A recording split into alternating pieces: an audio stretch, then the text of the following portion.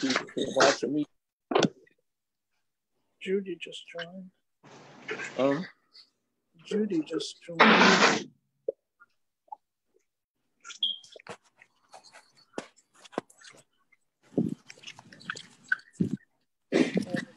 Click on it. Just say it.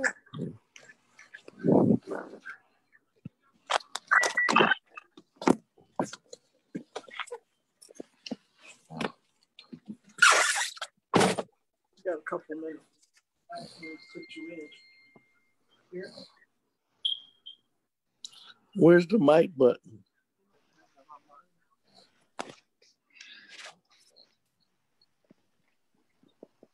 Slide.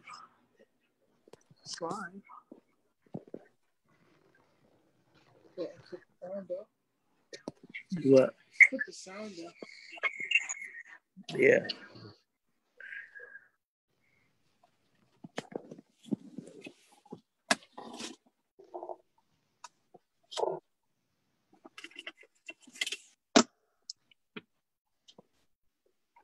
Hello. It's Natalie.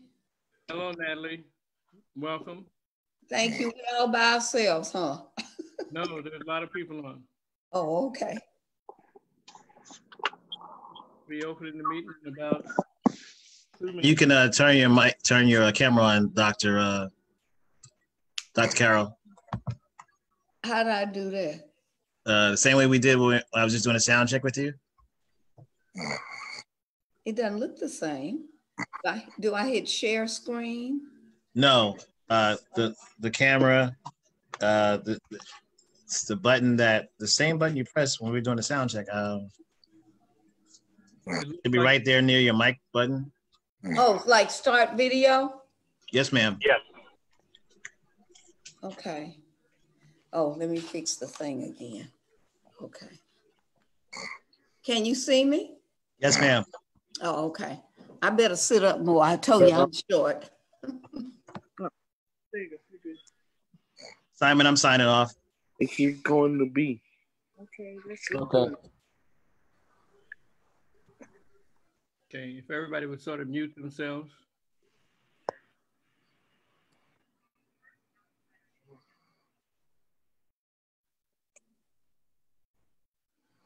You can introduce yourself. Hello, this is Jonathan. No, everybody mute themselves. He said mute himself.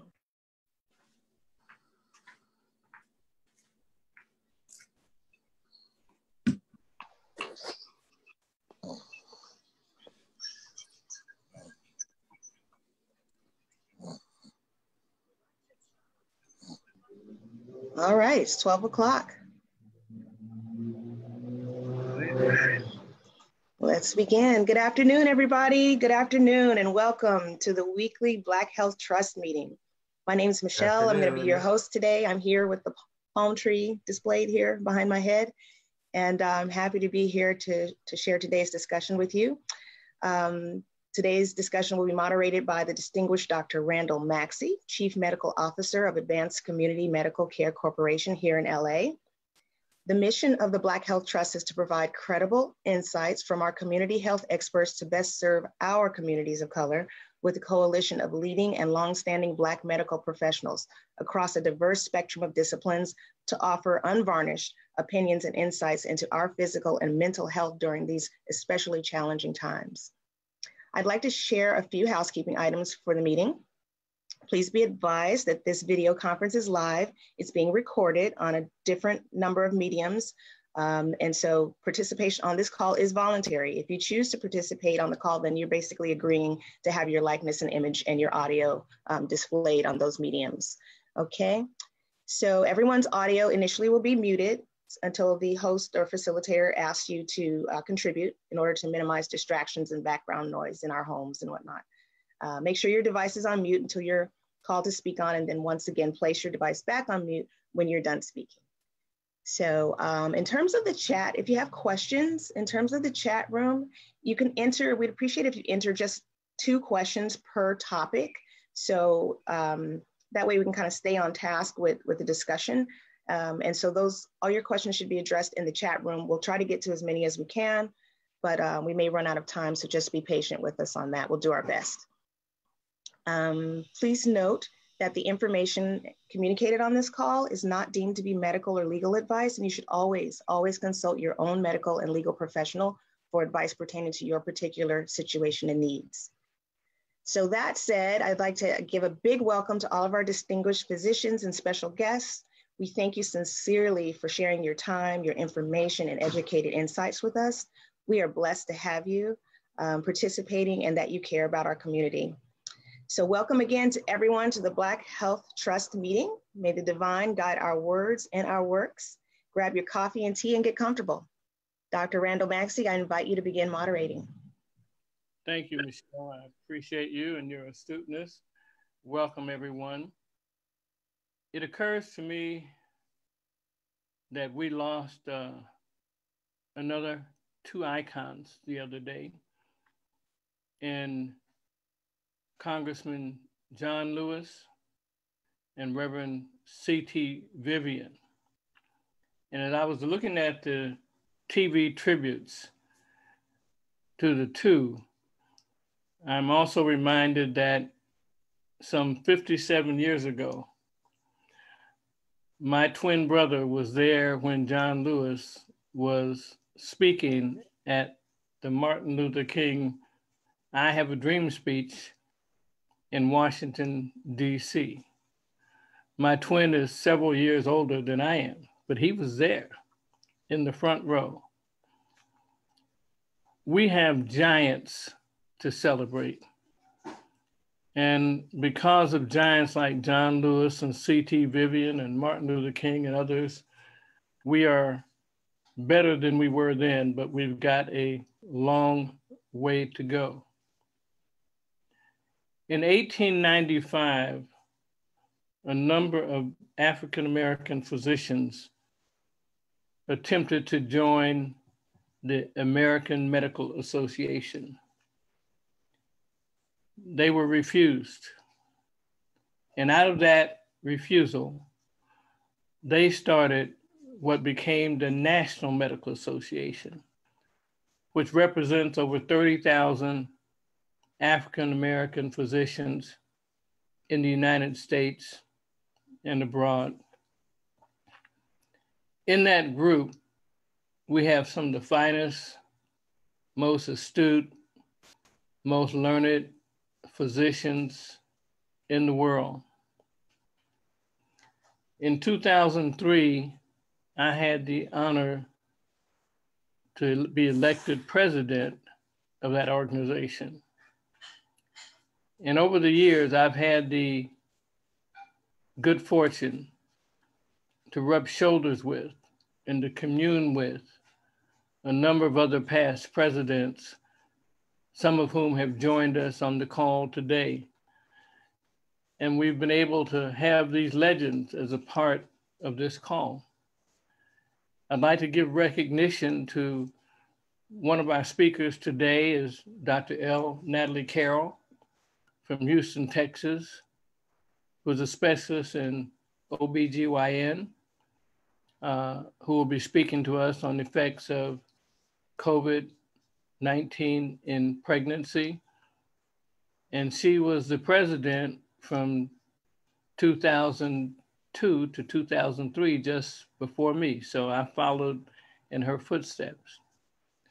We also have had and probably have on today Dr. Ron K. Bailey, who is a psychiatrist, who is currently an associate dean of the College of Medicine at Drew University, and he's been on many of our calls.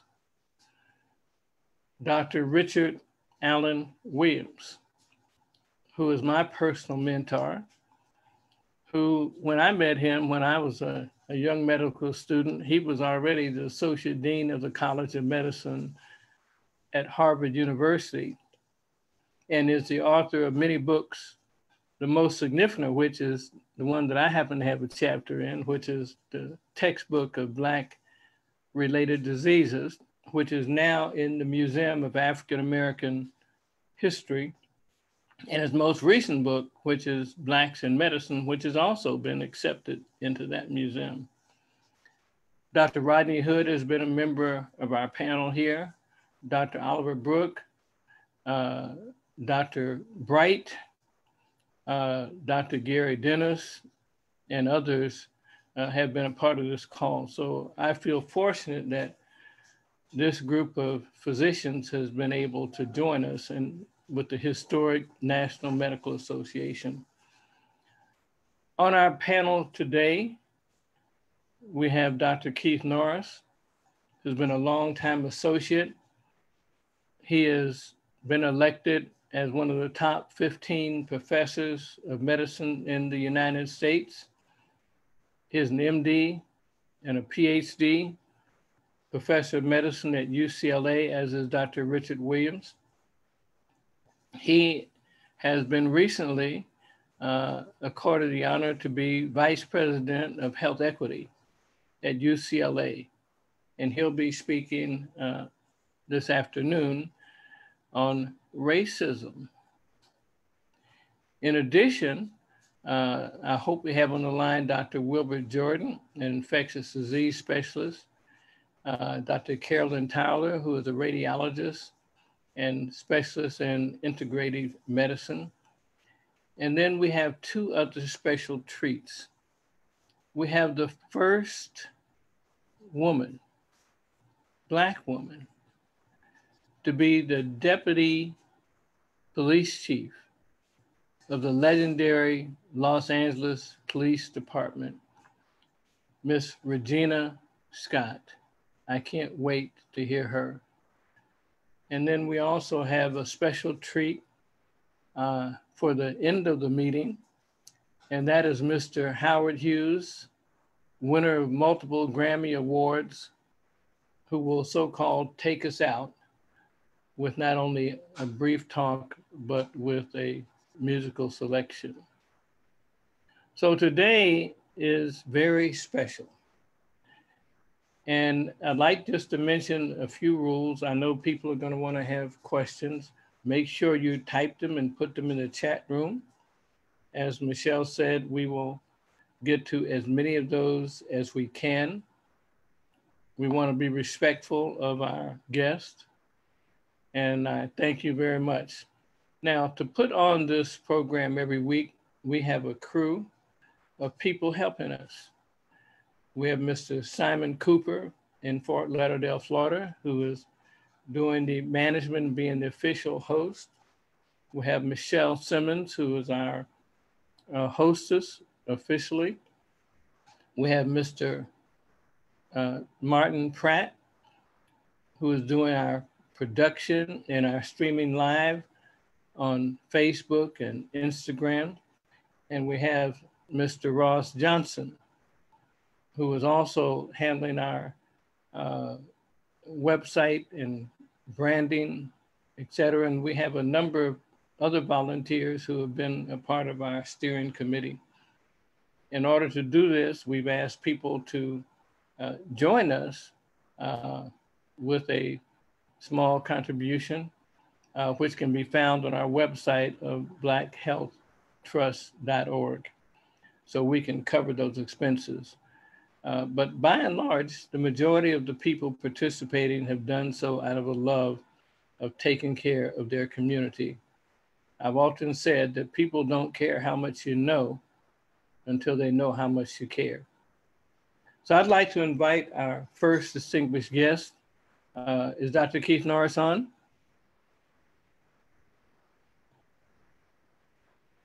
Michelle, do you see Dr. Norris?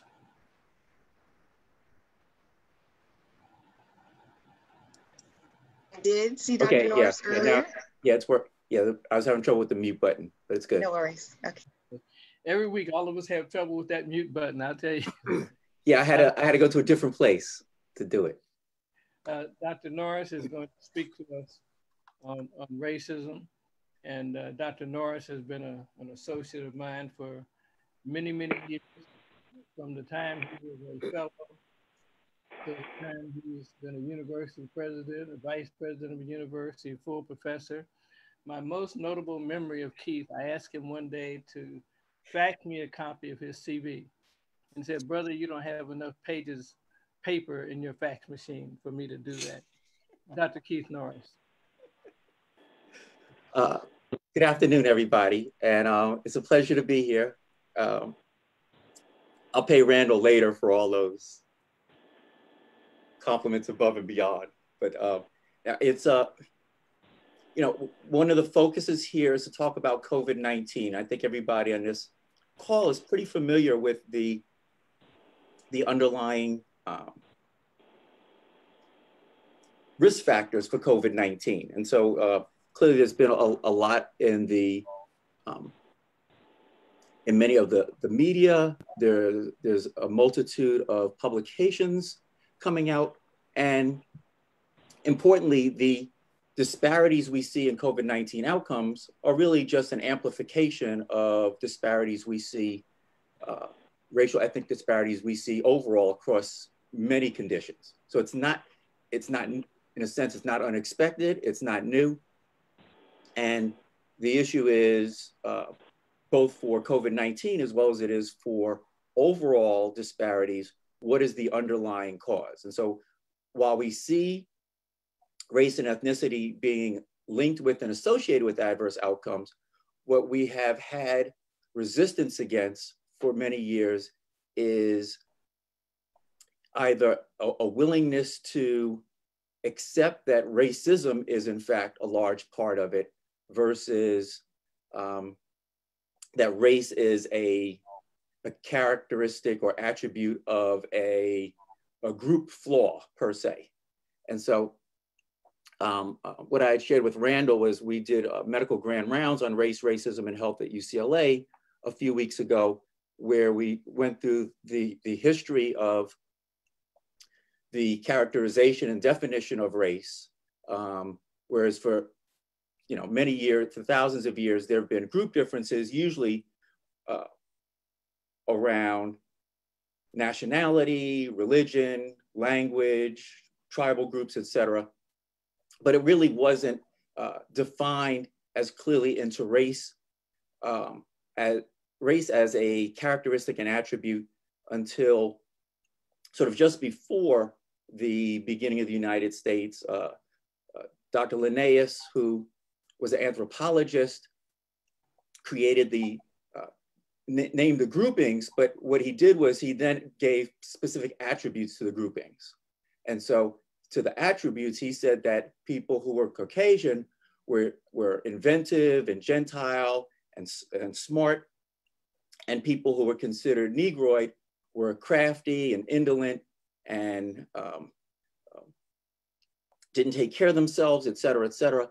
And so that sort of gave the quote unquote scientific support, because that's coming from a scientific field, to say that there is a scientific basis for racial differences with these personal attributes. And that really gave the power, once slavery was started as a massive industry in the United States, to justify why Black people could be treated as less than people, because that was what had to happen in order to justify slavery and propagate it. So we've seen that go on. And then, after the Civil War, the Jim Crow era, but all throughout, what we have is a white supremacy ideology that is embedded in the laws and the structures, the policies and practices in the United States. And that never went away following any of the transition. So even as you go to post-Civil War, so there was actually a civil rights bill in 1866 that stated that Blacks could be citizens, that was ratified in 1870, but it didn't change policies and laws, et cetera. And so even the Civil Rights Act, which of 1965, which said that there was no longer discrimination.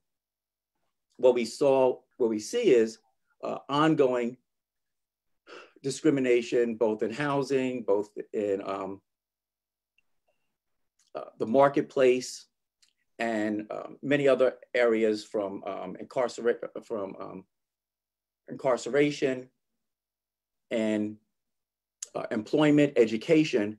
And so all of these are the factors that lead to health disparities. And so when we talk about social determinants of health, which we talk about a lot, it's really, unfortunately, it's become a polite way to say racism without calling out racism.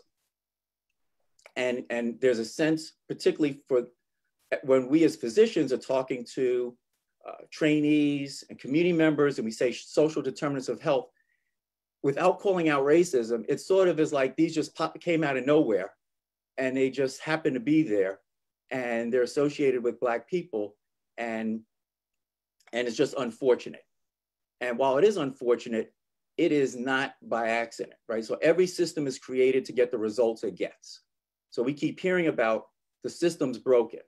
We need to be very clear. The system is not broken at all. The system is working perfectly as designed, right? And we talk about dismantling racism. I think there's a naivete about how easy that is, right? This has been integrated into the fabric of every stitch of this nation over 400 years. So to dismantle structural racism is an extremely difficult and will be a very long process. What we hope we can do, though, I think, is to start working on it now. So imagine, right? So 1965, we passed the Civil Rights, and we say there's, no more discrimination. A case comes up, and the judges are going back and forth. They go to the Supreme Court, and the Supreme Court says, well, let me see if there's any case law around this case, right? So where do they go? They say, oh, well, here's a case. It was a case in 1932 in Mississippi. Well, you know what the Supreme Court said then, right? So the judges say, well, there's precedent. It was defined by the Supreme Court in 1932 in Mississippi. They then ratify that case through that lens here in 2015, let's say. And now the law in 2015 just continues to perpetuate the view and the lens through which the law in 1932 was looking at issues. And so we as a nation have a lot to do to change from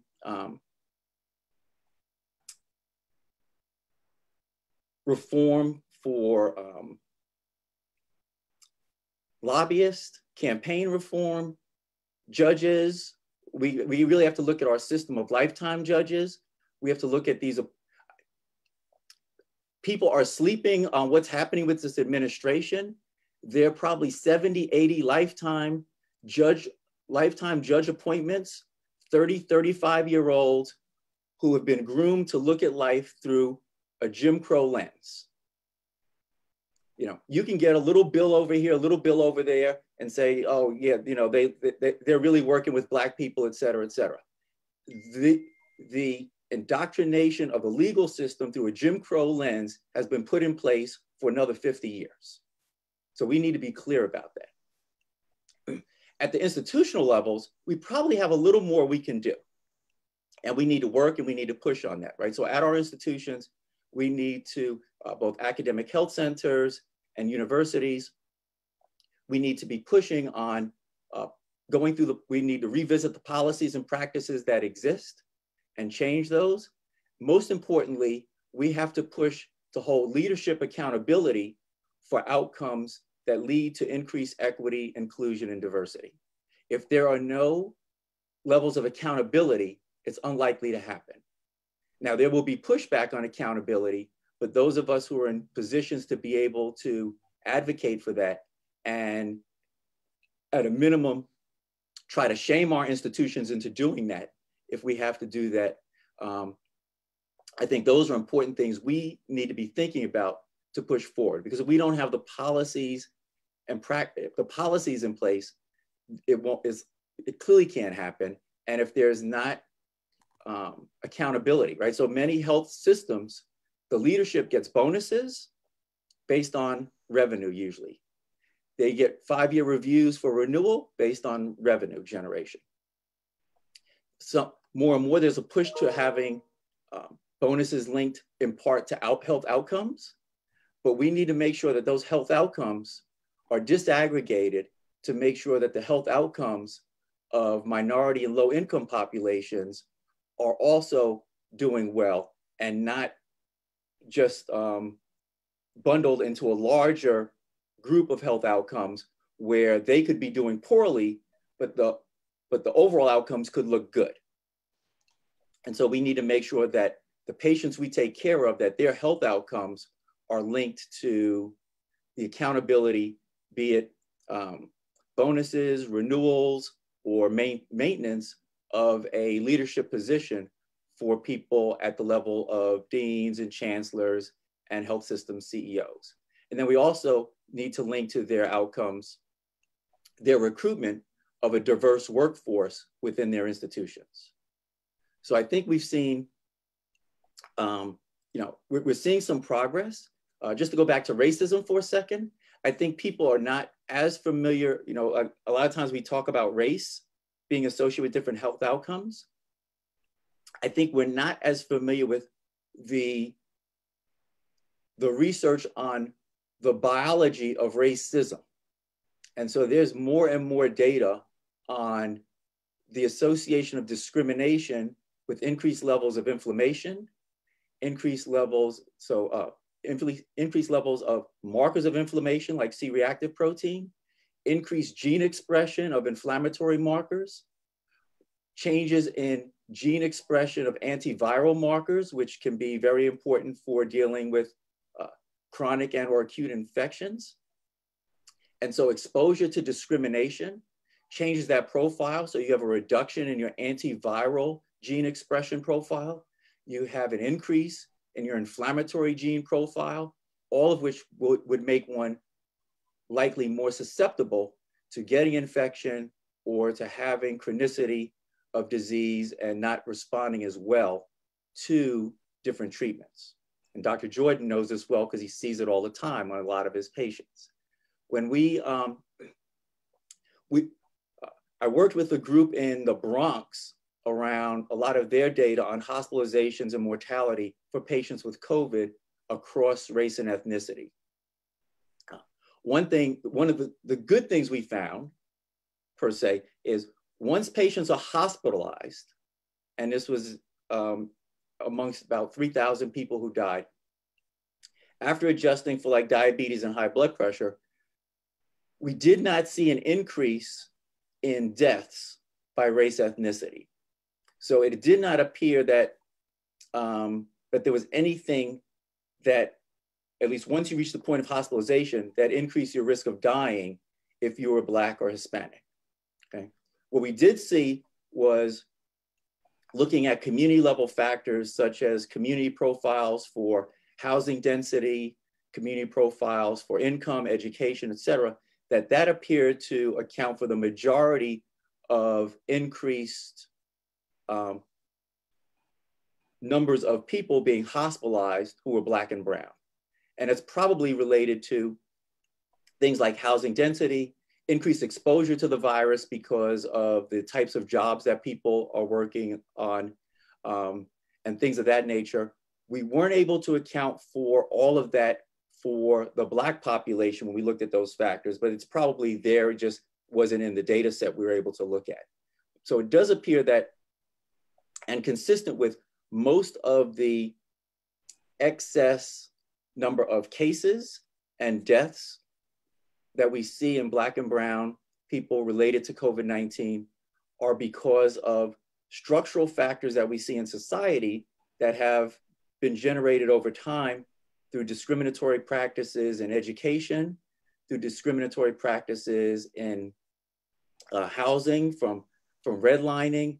And I know people hear about redlining. I'm not sure. I think people have a pretty good understanding, but I want to try to put it in a different context when we talk about so redlining was when the Federal Housing Association and at the bequest of the government wanted to increase the ability and the affordability of housing for Americans to build the middle class and build wealth in this country. But they did not want to make those dollars accessible to Black people. And so what they did was they took areas where Black people lived, and they said they could only stay there, and they put a red line around the map. And then they said, you can't give low interest loans to people in those areas, or to people who want to come out of those areas to go to other areas. But to think about it, that meant our parents and grandparents were paying taxes, right? So you're paying taxes, and then your tax dollars are used to build wealth, and you're told you cannot have access to the programs that you pay taxes for. So that's actually stealing money, right? So it's not like so when people talk about reparations, and we can look at lots of different reasons and ways going back either to the end of the Civil War or to the beginning of slavery. But just in the 20th century alone, many of these programs are programs, particularly post-Civil War, are programs through which we actually pay taxes into, and then we're discriminated against. And so you can, and people have done some accounting for what some of those numbers might look like, and then how those might go back into our community. But when we think about the impact of education, housing, particularly as it relates to COVID, right? So that leads to what job opportunities are available to people, and now what their risk is. We can see that racism, in fact, plays a role, and there does not appear to be any independent role of race itself per se, other than you happen to be subjected to a structure of racism in this country, which persists to this day. And because of that, we see these increased rates of both COVID positivity, as well as hospitalizations and deaths. So I'll end there. I want to make sure there's time for other people to talk, but thank you for your attention, and happy to entertain and maybe answer any questions. Thank you, Dr. Norris. That was very, very good. Michelle, are there any immediate questions in the chat box? Yes, I see two. So with respect to redlining, I'll go with that one first. With respect to redlining, how does it correlate to the government census? And is it to our benefit or not to complete the census data? So the census is, so at that time, that helped, that was used for that. And the census, so in general, it's probably good to do the census to get information, because usually that information is needed by our elected officials to try to get resources for our communities. So we do need that. At the same time, we have to be cognizant about how this could be used in a disadvantageous way, and to make sure we try to hold people accountable. For instance, Mexican Americans in like the 1920s were considered white in the census. Then around 1930, they needed to do some changes in the job force. They became Mexican. Then after that, they became white again. Then they needed more people, so they were interested in stopping immigration, so they became Mexican. Then they needed more people to join the military for World War II. On the census, they became white again. So they've been like 5 different things within 70 years on a census form, right? So it just shows you how, and just think about what we call ethnicity, that we have decided in this country to lump the world into 2 ethnic groups, Hispanic or not Hispanic. So either you speak Spanish as your primary language or you don't. And that defines half the world. It's just a crazy thing that we made up. Yeah. But getting back to the redlining, the government census, I think it is important to fill out the census. It has been used against us at points in time, and it will, it'll be used for gerrymandering districts, that's for sure. So that data does go there. What we have to do is be more mindful of who we're doing these things and who we're voting for, who we're supporting, and that's tough because right now, particularly without reform, for the political system, for campaign reform and lobbyist reform, it's difficult because people with a lot of money tend to have disproportionate influence. And so what we see is we're left with candidates and none of the candidates really have our interest at heart. They have the interest of a lobbyist, and those people are putting in lots of money. But by and large, I still say we should fill out the census data. Thank you so much for that. That actually was my question, so I got a lot out of that. Thank you. So the other has to do with vaccinations. What would then be the answer regarding vaccinations and medication administration for Black people? So hopefully a vaccine will come, and we all, just like mumps and measles and everything else, we will all benefit from it. We do need to make sure that there are no adverse side effects that disproportionately affect us or differences in efficacy for our group. There was an article in the New England Journal of Medicine a few days ago on a phase 1 study, 45 people looking at an early phase study for a vaccine. In that study, 90% of the participants were white. There were 2 Black persons, one Native American, 1 Asian, and maybe 5 or 6 Hispanics. And so we have, in this day, and their funding is through NIH, it's a drug company. NIH is supposed to have, when you do an NIH study, you're supposed to, there's a form you fill out on your recruitment strategy by race, ethnicity, and gender, and age. And then you have to justify why you may or may not be including certain groups. It seems to me that this group did not, I'm guessing they filled out the form and said they would have a diverse group of individuals in this phase 1 study, and they did not.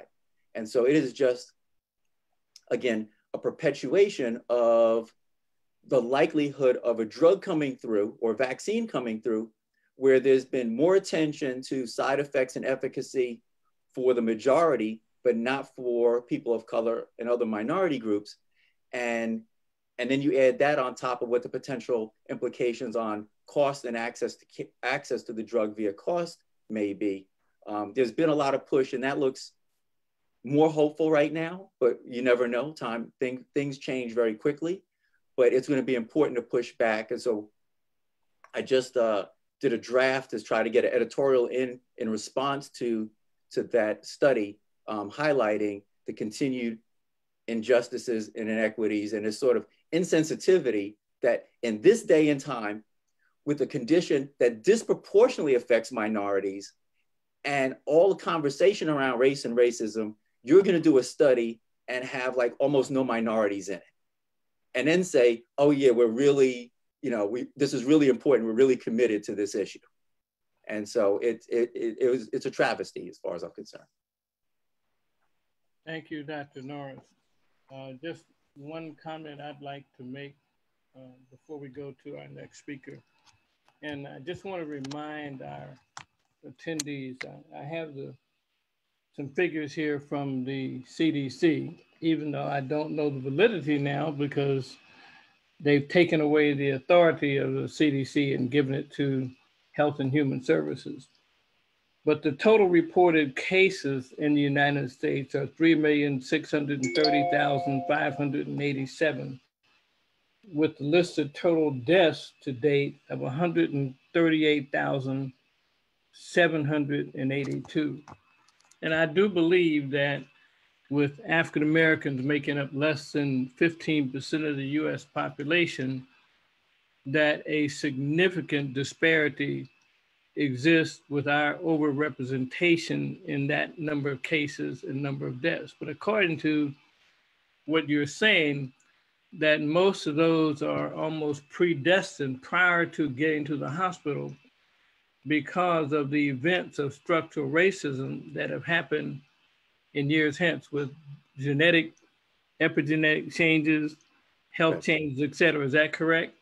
Correct. So, there are a few, so if you look at, there are different groups of people, we know that, and there are some genetic differences, or let me say, there are some polymorphisms, different prevalences of polymorphisms in genes, and those ratios change over time, right? So we have you know, the melanin, hair color, skin color,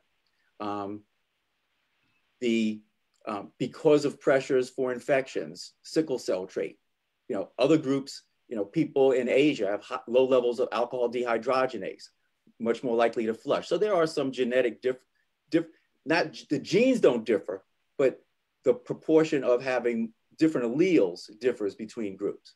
But racism affects the epigenetic changes, right? So when you're exposed to a particular environment, your body responds by activating, turning up or turning down some genes and turning them on. And so that is what changes. And then we have all the other factors related to the differential structure of society. And those are, I think, what are by far driving the high rates of infections and deaths for Hispanics and Blacks and Native Americans in this country. Okay. I want to draw one other parallel before I bring on our next distinguished guest, who is— And Dr. Maxey, I'm sorry, we have just one more question before we move on to the next guest. So I'll let you go ahead and then. I'm not going to move on yet. Okay. I want to— let's do that, and then I'm going to do a setup for our next guest. Go ahead. Okay, this is for Dr. Norris again. So with that being said, wouldn't it be more effective to put more attention to medication and let them take their time for a vaccine? So they're doing a combination of both right now.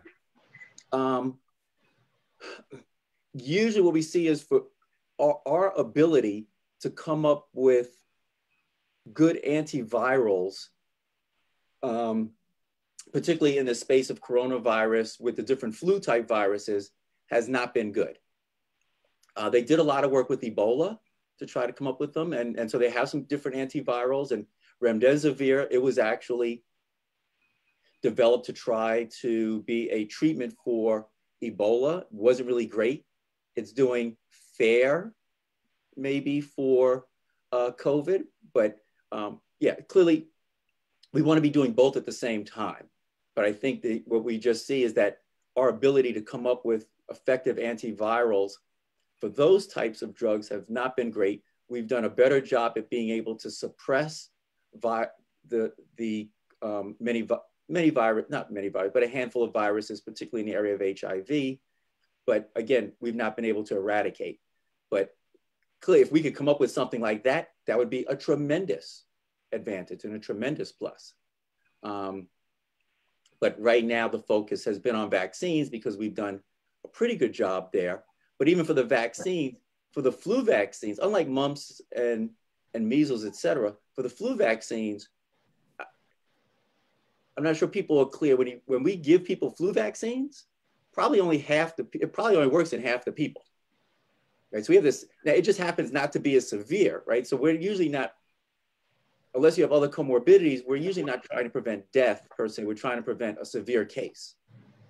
Could lead to death, but those flu vaccines are only 50%. So those have a long way to go, and we need to be cognizant that if we get a vaccine for COVID, if it's only effective in 50%, then it's, we'll still have, maybe having 1,000 deaths a day, we'll be having 500 deaths a day. So until we get that plus herd immunity, it could take a while to go. Thank you, Dr. Norris. So my last question for you as we introduce our next guest, and I'm putting together what you said, that there has been legal looting from the beginning at the level of major business, major corporations, looting in Congress, looting in all areas of American society. But it seems to be that the thing that makes the news is when a few people loot a $10 TV versus $1 billion misfit out of Congress. Did I read you right that some of what's been going on at the level is essentially like legal looting? And I'm not even going to ask you to answer that. I'm going to go to the distinguished Deputy Chief of the Los Angeles Police Department. Miss Regina Scott. And I read her biography. She is an extremely accomplished officer. Now, our department is probably the largest department other than the New York Police Department.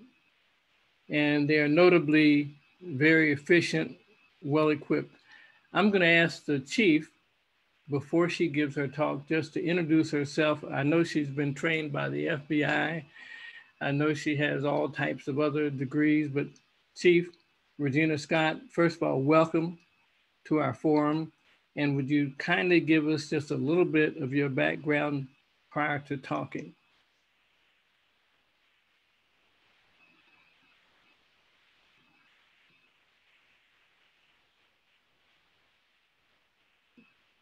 Michelle, do you see Regina? I am looking for her. I saw her earlier.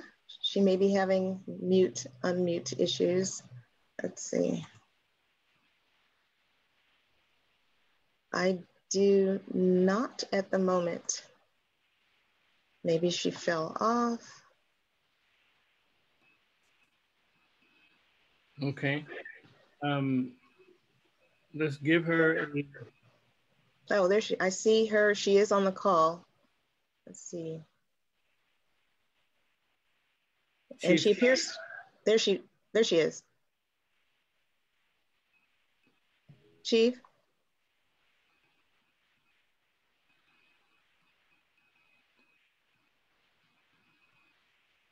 I saw her a second ago. Yeah, now yeah. She's there. She's coming on. Looks like she's okay, on. Great. In the meantime, maybe I'll read a comment here. I hope everyone heard what Dr. Norris said about the efficacy of the flu vaccine. Effectively in only 50% and in some years only 30%. This is why the efficacy and safety of vaccines has to be verified. Shingles vaccine has been effective in 30%, which is why they have had to modify that vaccine to 2 shots. Thank you. Chief Scott, are you able to unmute yourself? She appears to be unmuted, but we're not hearing anything.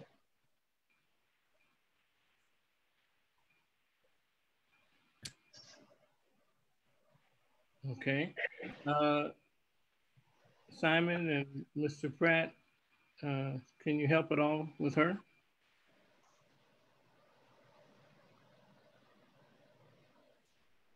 Okay. And in the meantime, I have another comment I can read unless you want to say something, Dr. Maxey. Go ahead and read is another question there? Okay. This statement is, could it not be that Blacks are reluctant to enroll in clinical trials because of lack of trust in the medical system, given the history of racism in medicine? This was the case with the drugs for lupus. Benlysta, they could not get enough Blacks to enroll. Yeah, so that is a major problem.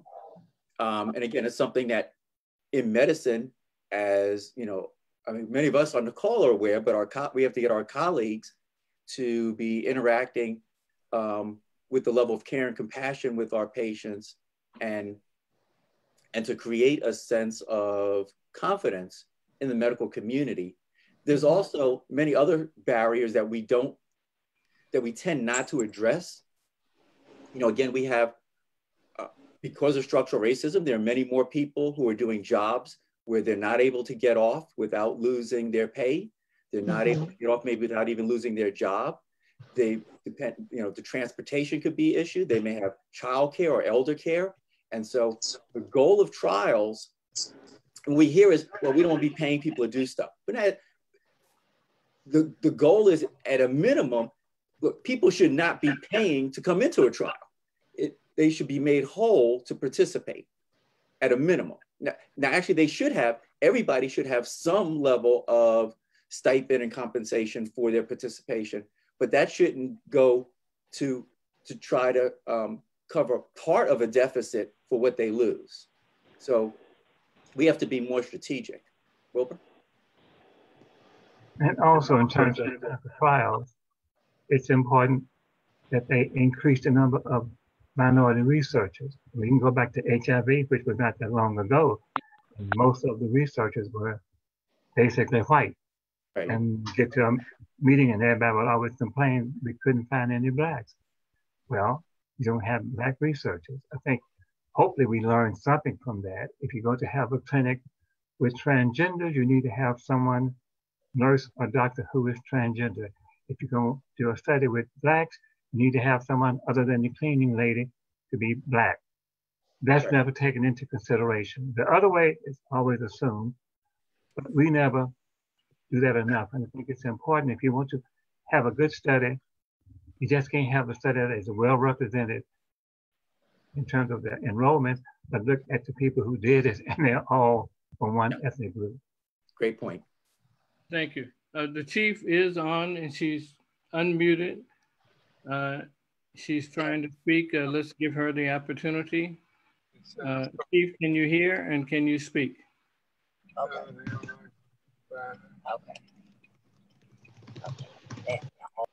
So I don't know if either Mr. Pratt or Mr. Simon Cooper can help. She says she shows herself unmuted.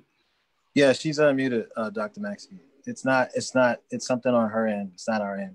We're receiving her signal and we're receiving everything. So I don't know if she has an external microphone that needs to be, sometimes people have a headset on. Hey, Martin, ask her to drop it down back in. Yeah, I'll take it offline. Okay. All right, somebody speak to her. In the meantime, I'd like to go to our next distinguished guest until we can get the chief on. Dr. L. Natalie Carroll, past president of the National Medical Association, who is a premier specialist in obstetrics and gynecology in the city of Houston. And she has been taking care of women's health for quite a few years. I had the honor to sit next to her on the board of trustees of the National Medical Association for a number of years, and then to follow her into the presidency of the NMA. I'd like to introduce and bring before you Dr. L. Natalie Carroll to speak on the effects of COVID on pregnancy and female healthcare. Dr. Carroll. Good afternoon. Can I be heard or am I being heard? Yes, you are. Yes, afternoon. Well, thank you for the opportunity to speak. And I am speaking on obstetrics in the midst of the COVID-19 environment. And I have to say that when it comes to pregnancy, one of the big deals that a lot of people don't understand is that the pregnant body is very different from the unpregnant body. And our bodies actually make changes that are definitely needed in order for us to stay pregnant. And by that, I mean that our immune systems are less effective than someone who is not pregnant. And that is because otherwise we would lose all our babies. Because a baby is actually a foreign body in our bodies. But because of the way our bodies change during pregnancy, we do not mount an immune response against the baby under normal circumstances. And also our bodies take a different approach in terms of the physiology of our bodies, in that our hearts beat harder, we make a lot more blood, aside from the fact that we also get much plumper. And these changes actually make us more, we're easier to get COVID. And it's because of the immune system and the physiological changes that the pregnant patient undergoes.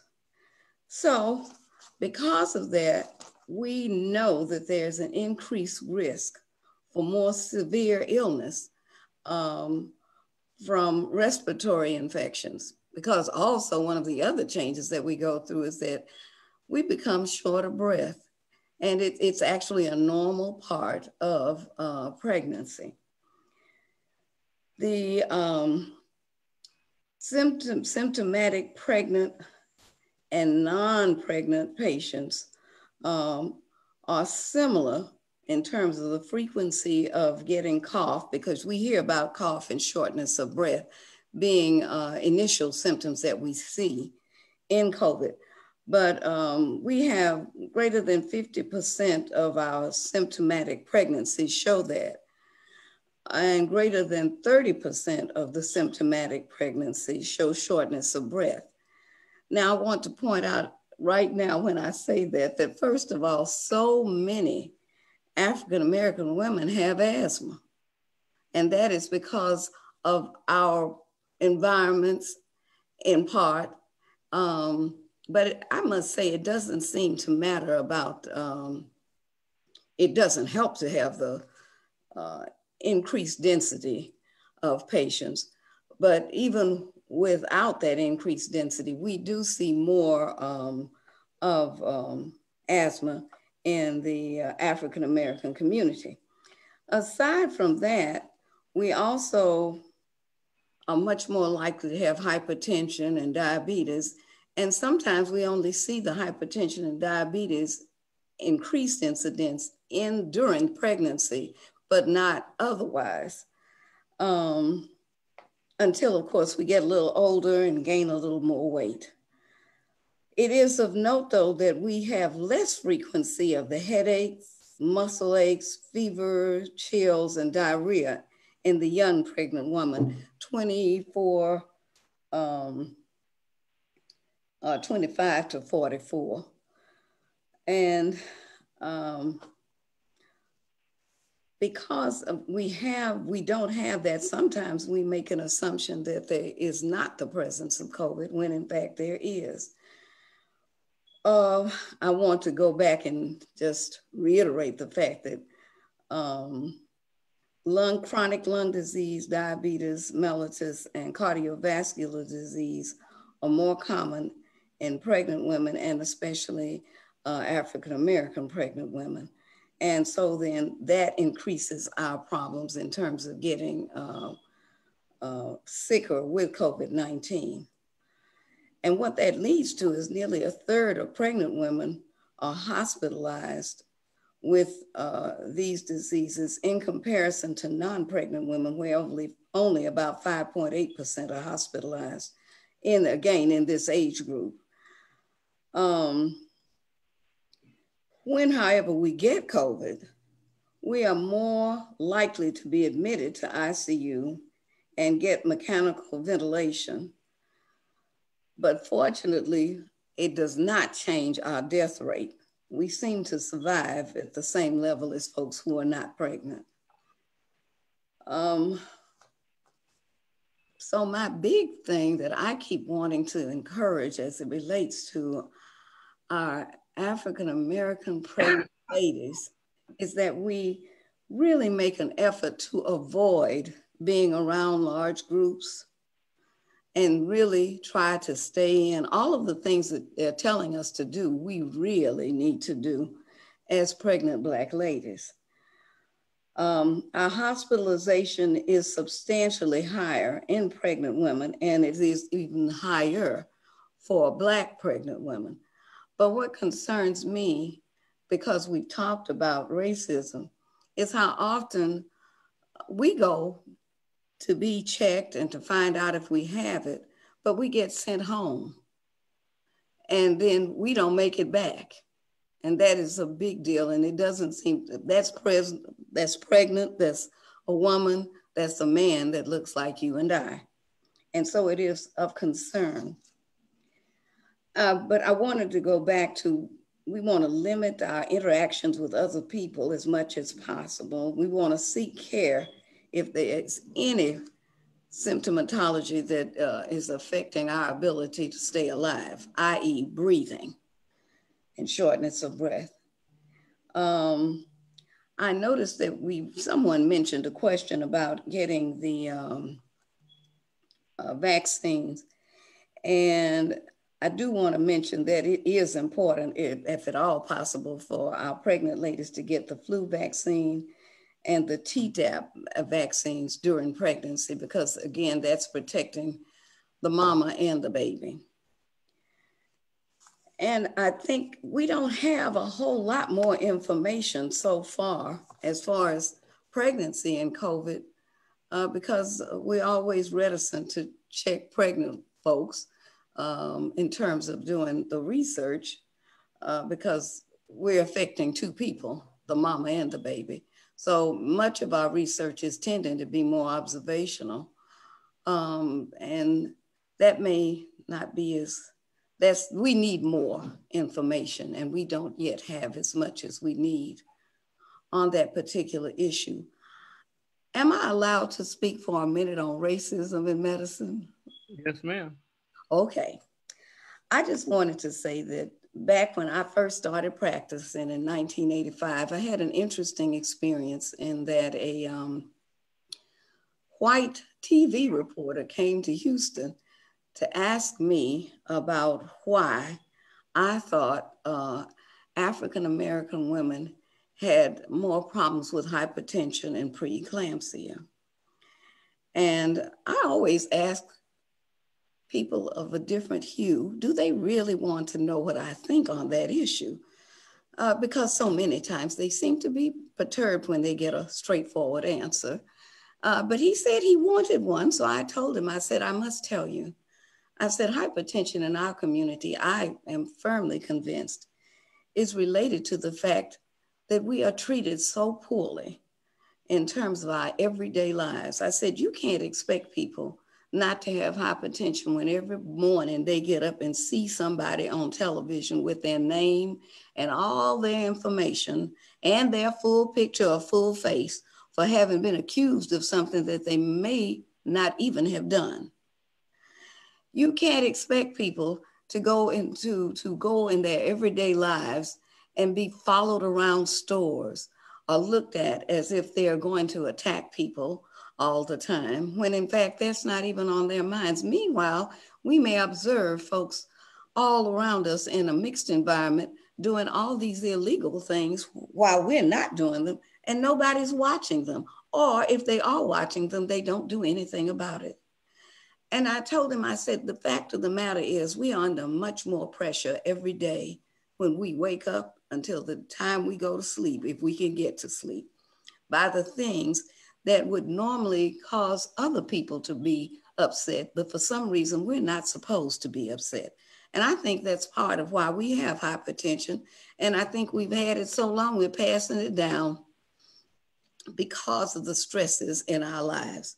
Now, understandably, that is not totally medical, but it is truly my opinion. And I did share that, and it was funny because he did show it on television. And in Dallas, that's really doing something. Well, that's very good. I'd like to ask, first of all, thank you so much, Dr. Carroll. Michelle, are there any questions in the chat? Yes, thank you, Dr. Carroll. That was amazing. So the question is, and it's a good one, can COVID be transferred through sex? And does it affect fertility? As far as we know, it doesn't affect fertility. It should not be passed on through sex. However, let us keep in mind that if somebody has COVID and if you're close enough to have sex, yes, you can get it, but it won't be from having sex. It's because you're close face to face or whatever. Or not. You know, my specialty is called the X-rated specialty, so I'm trying to remain above. Outstanding. Yes. Thank you for keeping it real. Thank you so much. So, Dr. Carroll. Yes, and you're welcome. Yes.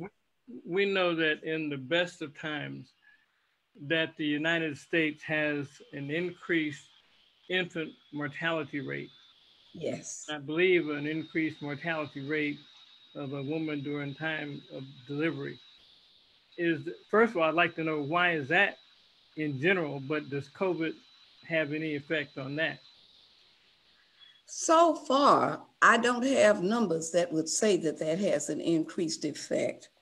But let me go on to say, you know, for the last, it's been 3 to 4 years now, we have seen an increase in African-American women in terms of mortality and even morbidity. But what I think is involved is that, first of all, we started, the OB-GYNs are starting to do better about being really knowledgeable about preeclampsia, which is a complication of hypertension. It often can lead to postpartum hemorrhage. And postpartum hemorrhage will take you out of here, but so will a severe preeclampsia. Now, the interesting thing as it relates to obstetrics and COVID is that obstetrics, our pregnant ladies have a change in our clotting sometimes. Well, that's a big deal right now in terms of COVID, because they're seeing that we are seeing a difference in the clotting status of people who have COVID. It's not everybody, it seems to be a certain group of people, but we have so many different manifestations of what COVID shows that it's difficult to say.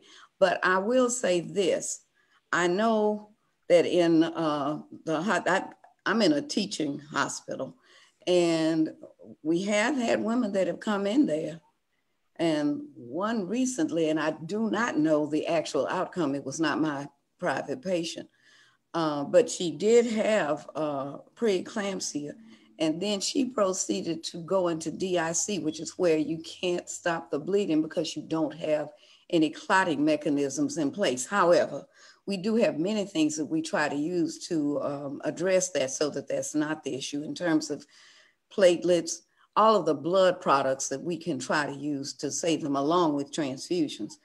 And we're able to save them on by doing that sometimes. But it is a real issue related to maternal mortality and maternal morbidity in the African-American woman, and it does not have anything to do with your level of education, your financial background, none of these above. It's just totally being Black. And I think that part of the issue is that we have gotten to this point where we're doing this medicine that is, you get 3 minutes to see a patient. Now, I've never done that, and I'm way too talkative to be doing any 3-minute visit. I'm not doing it. My patients like it is, and I do too. But anyway, when you don't get to communicate with people, you don't know what's going on with them. In 3 minutes, you can't tell anybody all the things that are going on with you that might lead to something really dreadful.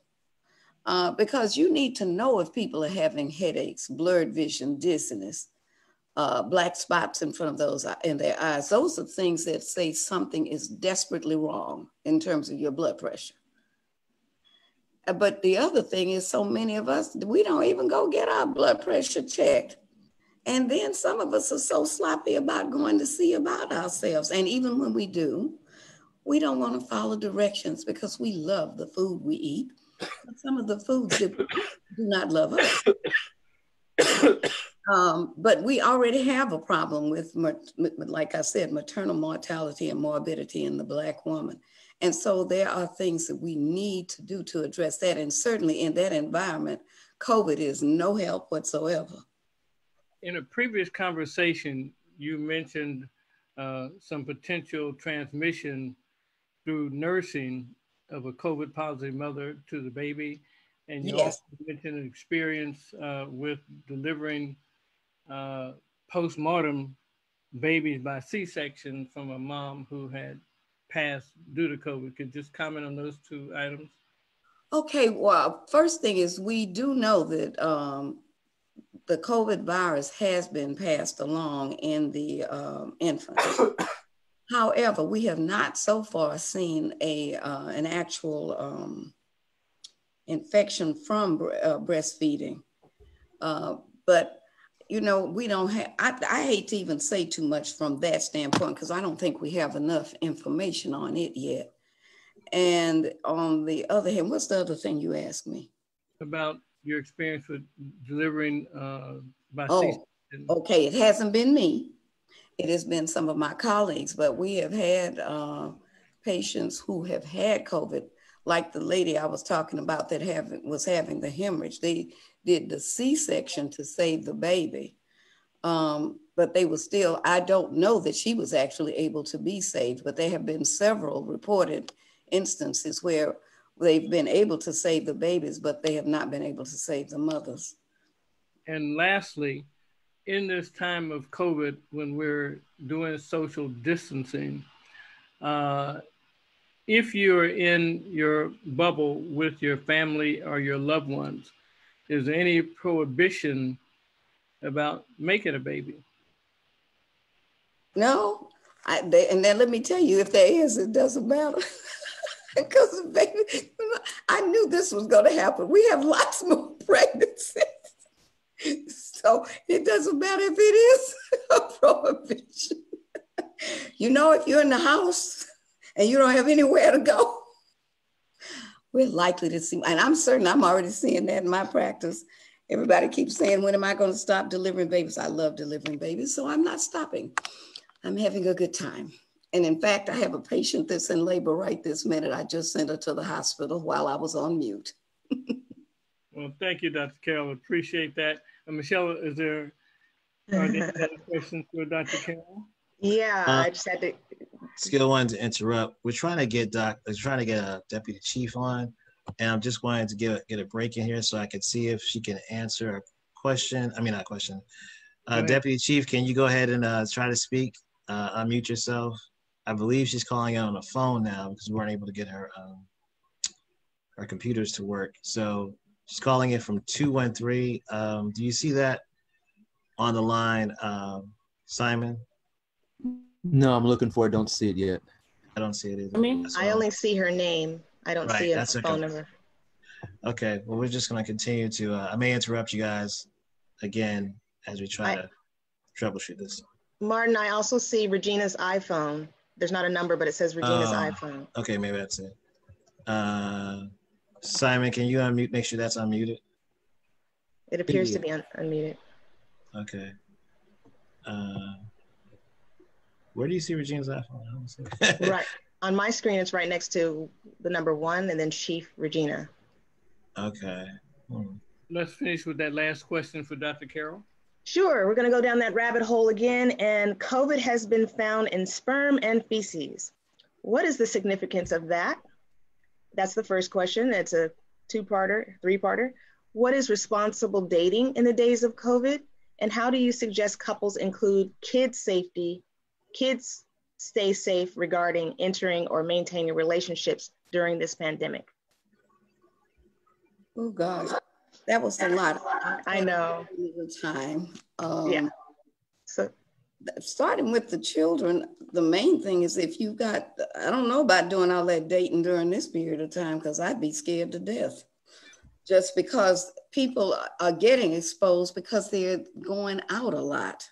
Mm-hmm. And they need to stop doing that unless they don't want to be here. So it's like I keep hearing, and I know that's like saying, okay, you're just locking yourself up, but it might help to lock yourself up long enough to live long enough to date again. So that would be my approach. But of course, I'm probably being somewhat old-fashioned, but I'm all into life. I told you I like delivering babies and I love seeing them live. So we can start with that. I remember you saying now there were sperm in feces and of COVID in both sperm and feces. Again, that's not how it is transmitted, so there should not be an issue.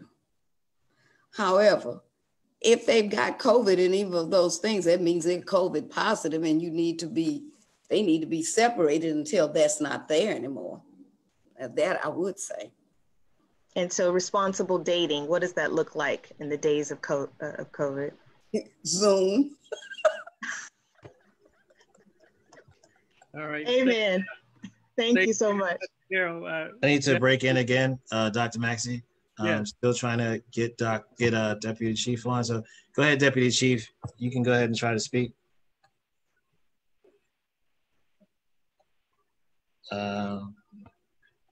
She's trying to speak. And did I just heard something? Is that her? No. I'm wondering if I can put her on through my phone. Yeah, you might. That might be a good idea if you call her. And yeah, that probably is the best scenario. Hold on. Call the 213 number. Oh wait, there. I here's Regina, Deputy Scott. She popped up. Sure did. Yeah. Martin, is it possible she could just dial in? She's doing that, Ross. She's doing that, and it's not working. I think we got a solution with Dr. Maxey calling her directly. Okay, I'm going to ask her to call my cell phone, and I can put her on that way. Thank you, Dr. Maxey. I'm going to mute myself. Shall I mute myself now? Yes, ma'am. All right. Thank you so much for having me. Bye. Stay on. Thank you. Wonderful presentation. I'll stay on as long as that baby's not ready. Oh, okay.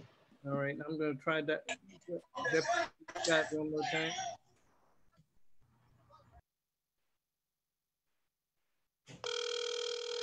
Is Dr. Richard Williams on? Hello, can you hear me? Yes, I can, Deputy Chief.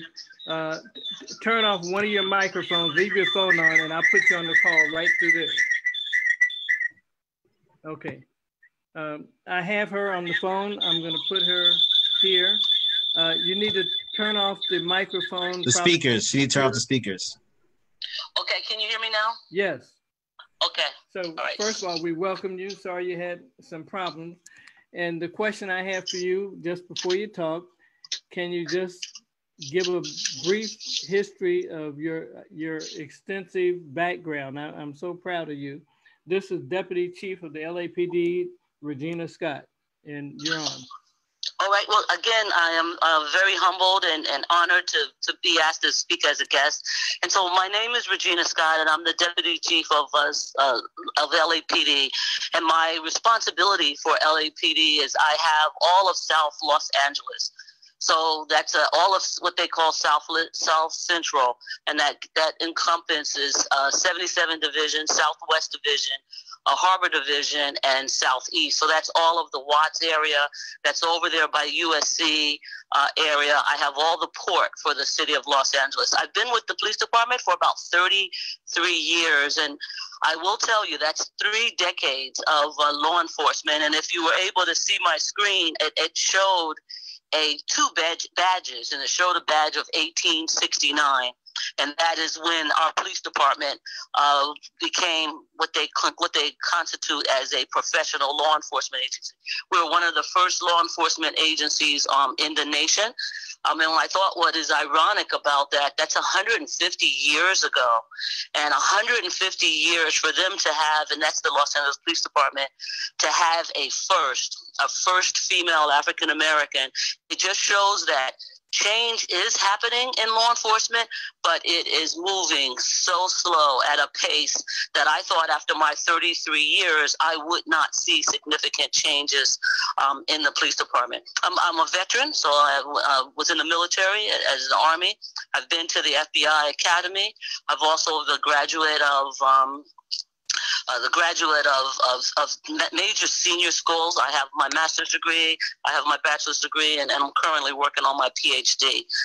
But again, I do thank you for welcoming me to speak today. And I think I want to talk a little bit about police reform and what that means, and how much will that really make a difference? And earlier I heard a speaker talk about racism and that it's more systemic than just in social justices, and that if we're going to change, it has to change in a societal type of matter. And I do agree with that, because the police department policies and procedures and what you can and cannot do really is what society has allowed law enforcement to work upon.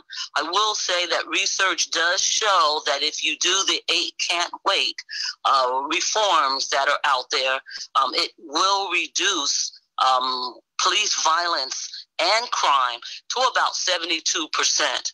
I also agree that there should be some police reforms, but mostly, and that's what Karen Bass is trying to push is that police reform. And what it really talks about being able to identify an officer that has been fired and to make sure that his history and his record, or her history and her record, follows her throughout, and that she can't get hired in Los Angeles Police Department, and that Los Angeles Police Department fires her for excessive force, and then he goes to another agency and he continues to do police work.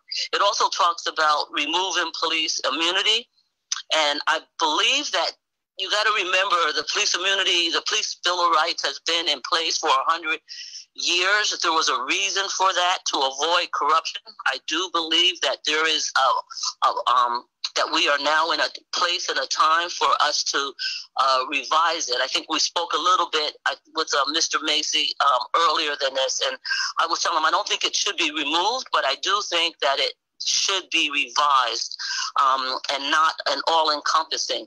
And I say that because if an officer goes out there with a good heart and a good mind and he makes a mistake, and so then that immunity is taken away, I kind of equated that to, as a doctor, you go in, you do your surgery, you're doing the best, and you have an outcome that was not what you wanted to see, and should you be liable for that? And we talked about having some type of insurance that maybe the officers can pay to help with the immunity. And then the third part of that is demilitarizing the police department. And I would say I agree with that. I just know this. If the police department doesn't have the equipment to deal with some circumstances, and I don't think it should be your regular citizen, and I don't think it should be used in any type of modern day police, but there are situations where you'll have terrorist acts, and what you want to be able to do is have an agency that is local that would have the equipment that can go in and deal with that. But I do believe that any type of equipment or anything that we do purchase for that purpose should be voted on and agreed upon, and the policy should be mandated when and where that equipment should be used. But let's talk about the 8 Can't Wait and what that means. And then depending on where you live, where are your police department in implementing these recommendations? I mean, these recommendations have been out for almost 10 years, and most of them were revisited during Barack Obama's during his term, and during that time, these are where these come from. And it says to ban the chokehold, and unwholly, partly that I believe that it should be a technique that is not used. I think on our police department, it is banned, except for when you can use deadly force. Apply the application. And I will say over the last 6 years, since it's been banned, except in deadly force situations, it has only been used in our agency only twice. And in both of those instances, we deemed that those times to be out of policy. And the reason why we deemed that was it wasn't because the officer at that situation wasn't fighting for his or her life. It was what brought the officer to the point that he had to fire, that he was fighting for his life. So I think when you're banned something, I think you have to look at the total picture, the total circumstances of how you even got there. And I think both of our years, again, I said both of them were out of policy. And what that does is it provides a continuum, so that what it does, it provides an officer to be able to stand back and be smart and have a plan before he or she approaches someone that puts them in that situation. The second part of 8 Can't Wait talks about de-escalation. And this is the thing I will say about law enforcement. I would say that all law enforcement has some de-escalation in their policies and procedures. I think the issue when we're looking about reform, and I think that I agree with the 100%, it has to be mandated. And it has to be that when you're reviewing a use of force, and I would say that use of force has to start when it's minor before it even gets to a deadly situation. And that has to be something that you hold the officer accountable for. Did you try? Now, there are going to be times when you jump out and there are no de-escalations. I don't know if anyone ever saw the Trader Joe's shooting that the Los Angeles Police Department had maybe about a year ago, when an innocent store manager was killed. And in that particular situation, and if you saw the video, and that's what is unique about this, is the suspect, he crashed his car, and immediately when he came out, he began firing on the officers, striking the car and the wall that the officers was hiding behind. So there are circumstances where, so I want to just make sure that when we talk about reform and de-escalation, that we have a clause on, except when it's imminent danger, and that allows the officer to forego that when there's no time for us to do that. The other part of A Can't Wait, number 3, it talks about required to warn before shooting. And I would say in most agencies, that is part of their policy. But again, what I don't agree that is not in most law enforcement agencies, it's on the review part of it, and that has to be mandatory. For our Los Angeles Police Department, for our agency, yes, we do warn, and we don't just warn when we shoot. We warn when we use any type of less lethal, so that's the taser or the baton or rubber bullets or beanbag or any other techniques that we are going to employ when someone is resisting or being aggressive.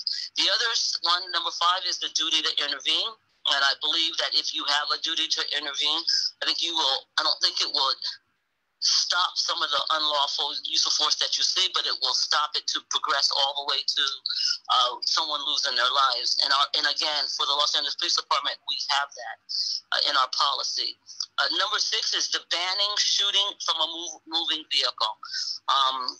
And I do agree. One of the things we talk about, and that is even in training, even if you shoot someone in a moving vehicle, does that mean that the vehicle is going to stop? You have 2,500-pound metal, which is a weapon, coming after you or coming at someone else. And if you shoot someone there, what we have found through research, that it doesn't mitigate the threat immediately. So there has to be other means that we could utilize to stop a vehicle at the time. And as number 7, it talked about required to use a use of force continuum. And what that talks about, and I do agree with that, is that before you can go from 0 to deadly force, that there has to be considerations that you employ as you use use of force. And what I would say when we are looking at reform is that you want to be specific in the policy. So I think when it says the duty to required to use continuum, I think it spells it out where it talks about if someone is just refusing to put their hands behind their back, that doesn't require you to take a baton out. That continuum has to be placed on a level of resistance that is much higher than just being able to put your hands on or to use a baton and to use a taser. And then the final 8 can't wait is immediately reporting when there is a use of force. And I believe all agencies have that, but I think where the issue is on this is that what constitutes and what is the definition of a use of force. And so when you look at other agencies around the nation, a use of force means different from different people. I will say for LAPD, our use of force definition is that any force used to overcome resistance. And that will include anything as small as doing a firm grip when the person is resisting. And we have an exception. So using a firm grip usually is usually just reaching up and then grabbing someone. Our exception to use of force would be if the person was intoxicated and you needed to get them up and they're not fighting, but you do have to use a firm grip. I will tell you one of the requirements in reporting that's been resisted is the ability a use of force does when an officer has to pull out his weapon. And I would even say for our police department, it's not reported. And then reviewing the 8 Can't Wait, we looked at that and we've put that now in our policy. But the question is going to be, what is the level of investigation when every time an officer has to pull their weapon out? I think there is going to be significant research where you can talk about disparity is when we do traffic stops, talking about officers, do we tend to pull our weapon out more when it's African American or people of color than with whites? And if we don't report it, how will we know what those what the outcome is going to be? So I wholeheartedly agree with this. I will tell you this, that it's important that we go to the polls. It is very important that we make sure as a people in a community that we educate ourselves and know what the policies and the procedures are, because there are 2 people in Congress right now who's trying to do police reform, and there is a bill that's out there that will do police reform that will have significant changes. And then there are bills out there that will have the words and the rhetoric, but the changes will not. And then my final thing I would say, and then we'll open for questioning, is this. If you're going to make a change, you have to make sure that you give the officer a tool. Because what will happen is that the officer will not know what to do. So if you tell me I can't grab someone when I'm trying to overcome resistance and put them on the ground and put pressure on them, which is a technique we use to use the ground as what we call a controlling agent, so while you can control the body and then you get your hands behind. But if you tell me, like in Minnesota, they're saying you no longer can put pressure on a person, and I'm not talking their neck. I mean, that is, no one should be put subject to where they can't breathe.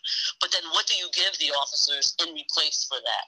And I say the same when it comes to defunding or downsizing or removing the ability of officers responding to different calls.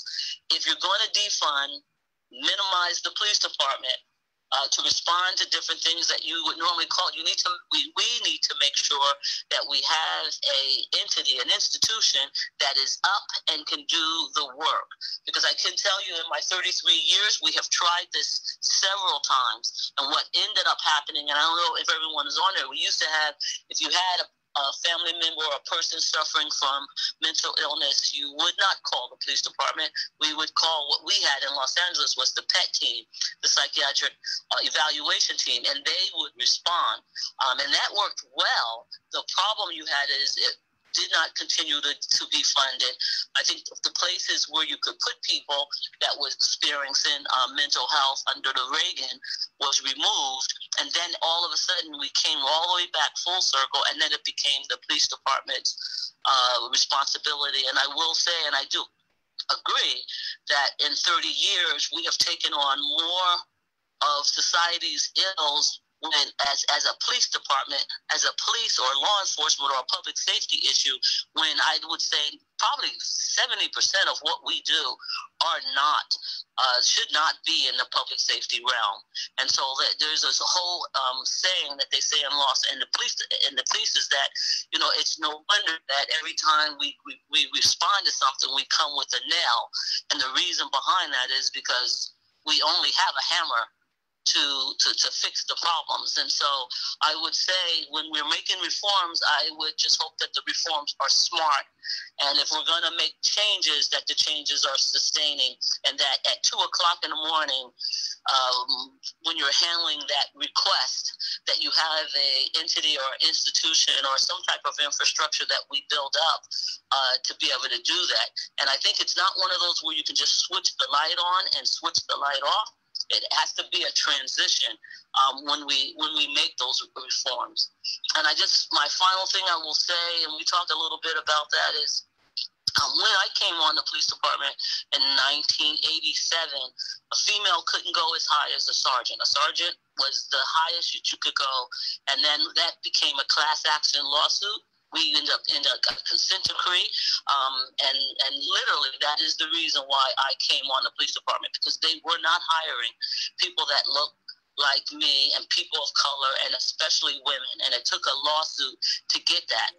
And I say that to say, And then that began to happen all over the nation. And what happened was we adhered to it because it was a consent decree. So we hired to what the mandate was. But once most agencies met that consent decree mandate, then they stopped hiring to that. And what we are seeing now is those who came on that police department in 30 years, 25 years, we're all of age, and I'm in my 60s, and we're all leaving the police department. But they did not continue to hire at that same rate on the back end, meaning we had failed succession planning. And you are seeing a mass exodus of people of color and diversity on our law enforcement. And I understand right now trying to be a police officer is very tough and it's not a very desirable job.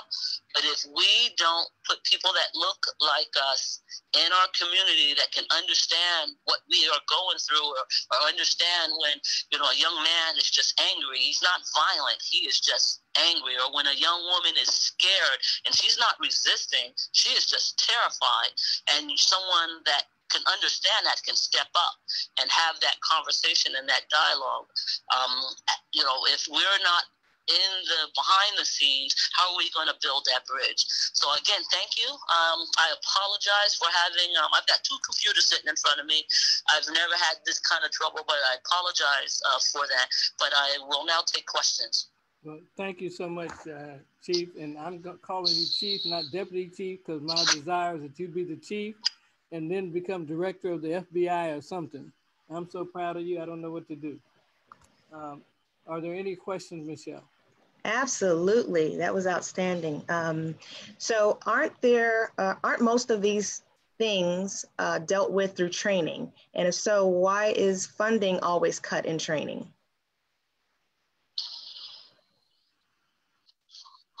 So I don't know if funding is always cut in training. I will say this when it comes to the training, and this is what I hope does change. You know, we train ourselves. So, I think the training is always there. But when you start training yourself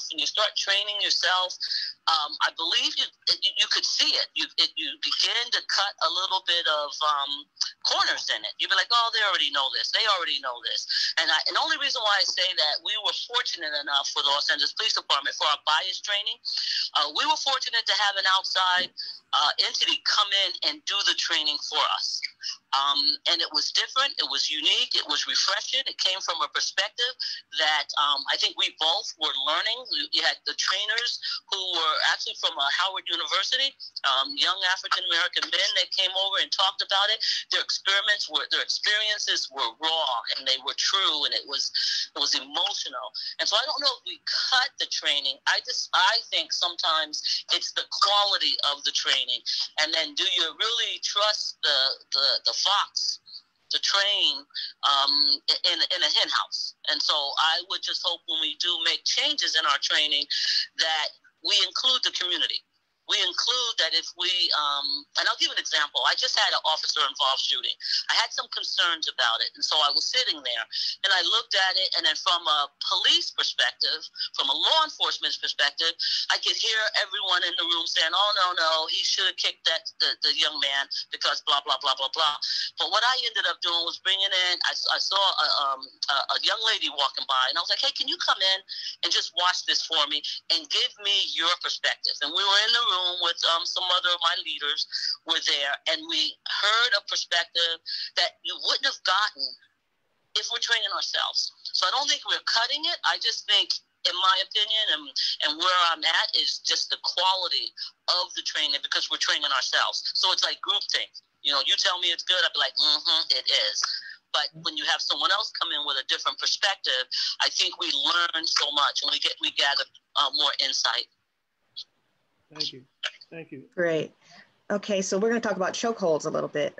Clearly, there are 14 different chokeholds. The one used in Minnesota on George Floyd had only 2 outcomes, death or brain damage. Are police departments looking at eliminating the most deadly ones?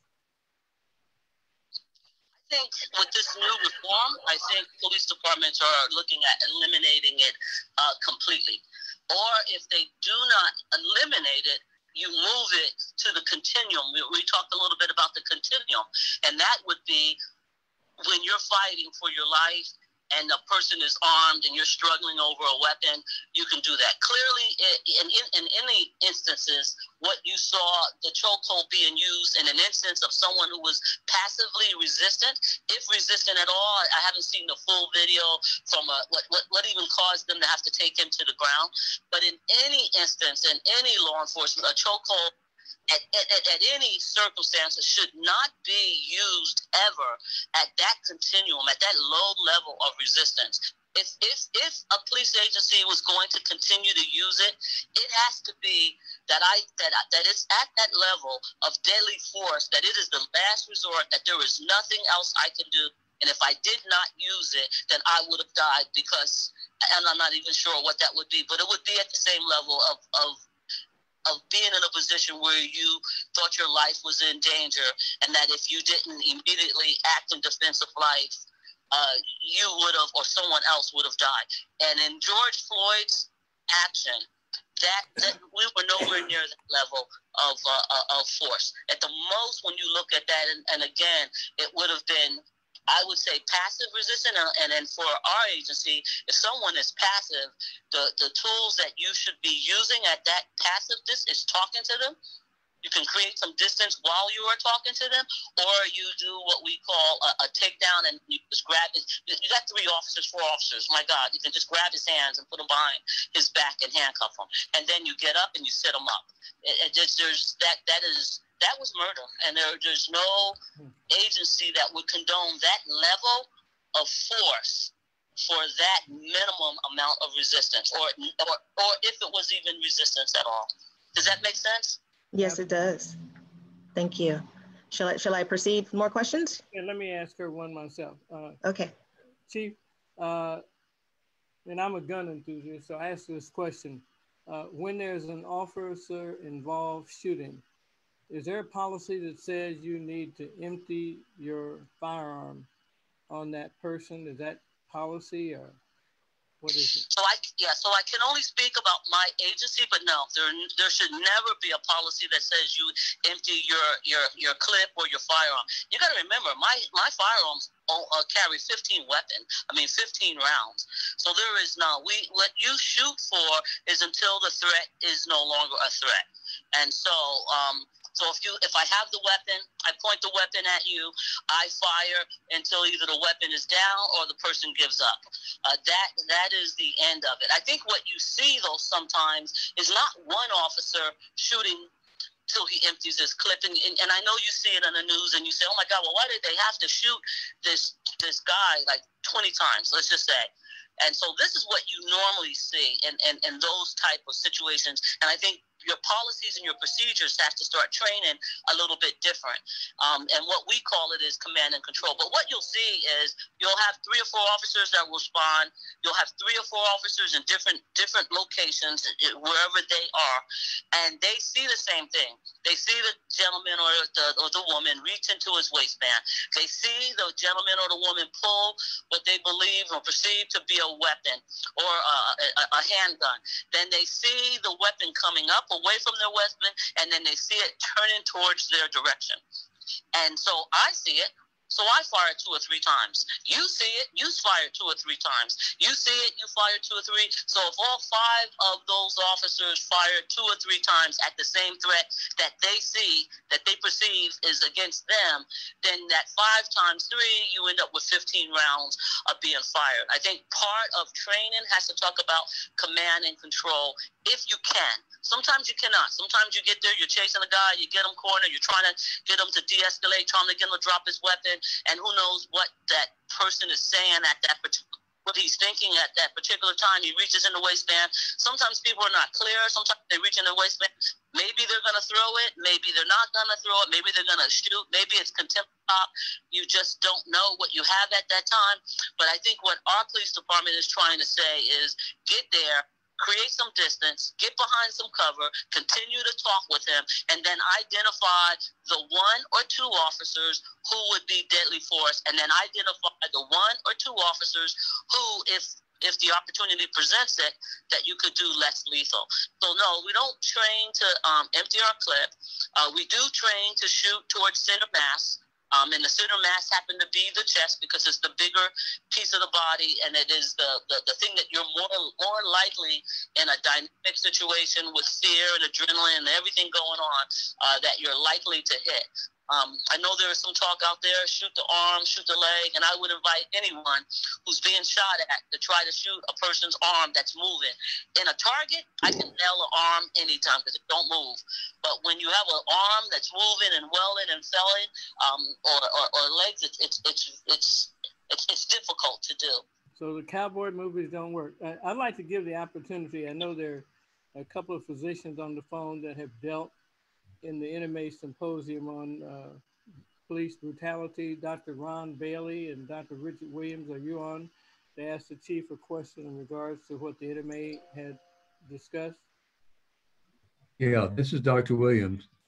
I'd like to begin with a short statement about the fact that I was involved in the chokehold situation here in Los Angeles several years ago, and subsequently wrote a letter to the New York Times and to the LA Times, which were published in regards to my recommendations about looking seriously about removing the chokehold from all jurisdictions, and especially in California.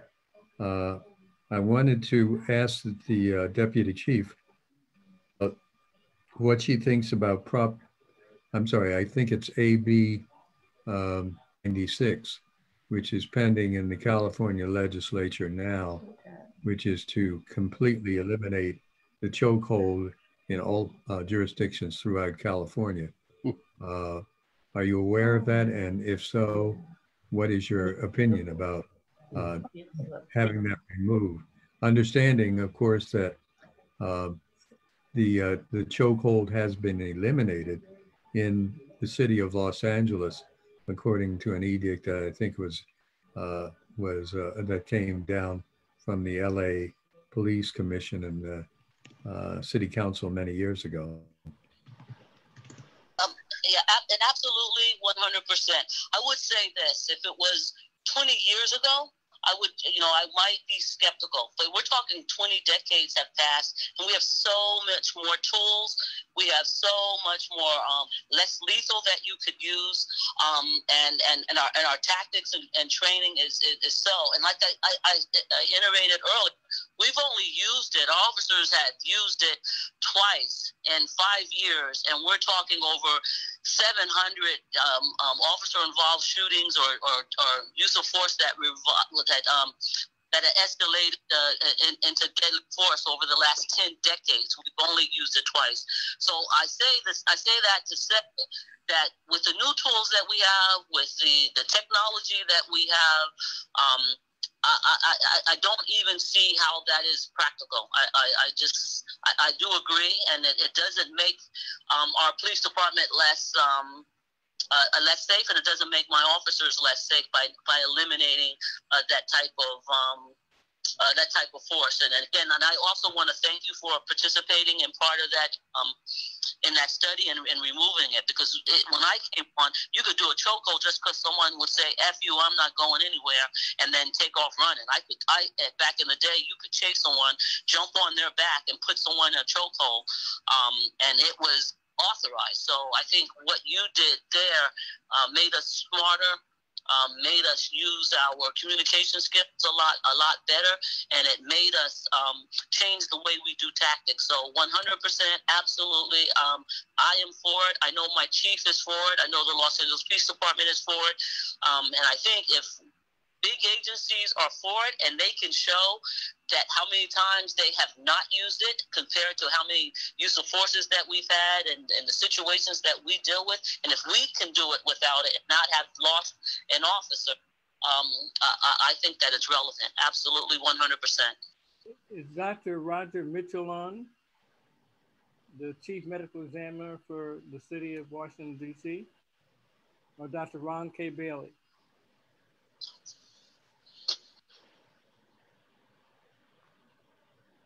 Michelle, are there any other questions for the chief?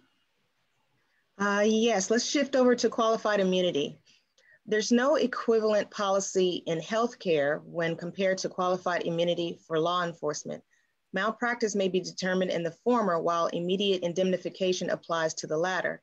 Please specify the scope of change to qualified immunity that you support. Wow, great question. So I'm going to go on record saying this is Regina Scott's opinion, but I do support removing it when it just it qualifies you immunity no matter what you do. I think no one should have that power, and that scope is just too broad. And I think maybe at one point that might have qualified that when we weren't as educated as in law enforcement, well trained in law enforcement, and have multiple options of what we have now. But I would like it to be reckless. I think to take it away completely, because you have mistakes that will happen. Meaning, somebody could be shooting at me, you can be shooting back at me, my bullet missed my intended target, goes through a house, and it strikes someone else. I should not be, I'm doing my job, I'm trying to protect the community against a suspect that I know if he gets away, he's going to continue to rampage the citizens. And so those are the things, and I say reckless. Now, you still could be subject to it in that particular shooting, because it could be that the suspect had, that you should have or could have or should have known that when you were shooting, you were behind cover and you had protected yourself, and that means you didn't need to step out of cover to continue shooting, in a direction that you knew or should have known that could have caused pending danger. But I just think when we're looking at the immunity, you should look at recklessness. And I say that because that is in our vehicle code. So we have immunity when we do pursuits. But if someone drives with recklessness and wanton disregard for the public, the officer, meaning I'm going through a community at 100, and a speed limit is 25, and I'm going down there at 120 miles per hour, and you're going through a school zone, that is reckless. And it was with wanton disregard, and that officer at that time, at that moment, who's driving that car that can cause, that will hit someone and kill them, they lose their immunity. So I would say that it should have some immunity. Otherwise, you will not have an officer. You would not have anyone to say, hey, if you make a mistake, you're going to lose your house, your livelihood, everything that you've worked for. But if you're reckless and you are wanting disregard for public safety, absolutely 100%, that should be applied to it. So you have some. And then that sum, it really would sit, and then we just set the test. What is the threshold for reckless and wanton and disregard for public safety and the safety of someone else's life? While Michelle queues up the next question, I'm going to ask you a semi-political question. If I'm a citizen of Los Angeles and you are to protect me, and some loosely identified federal agency such as in Portland, comes to beat me or arrest me, what is your responsibility? Or how would you handle the Portland situation? That is interesting. And that's a pretty complicated answer, because part of that is they have some authority to do what they do under a federal guideline, and federal supersedes state.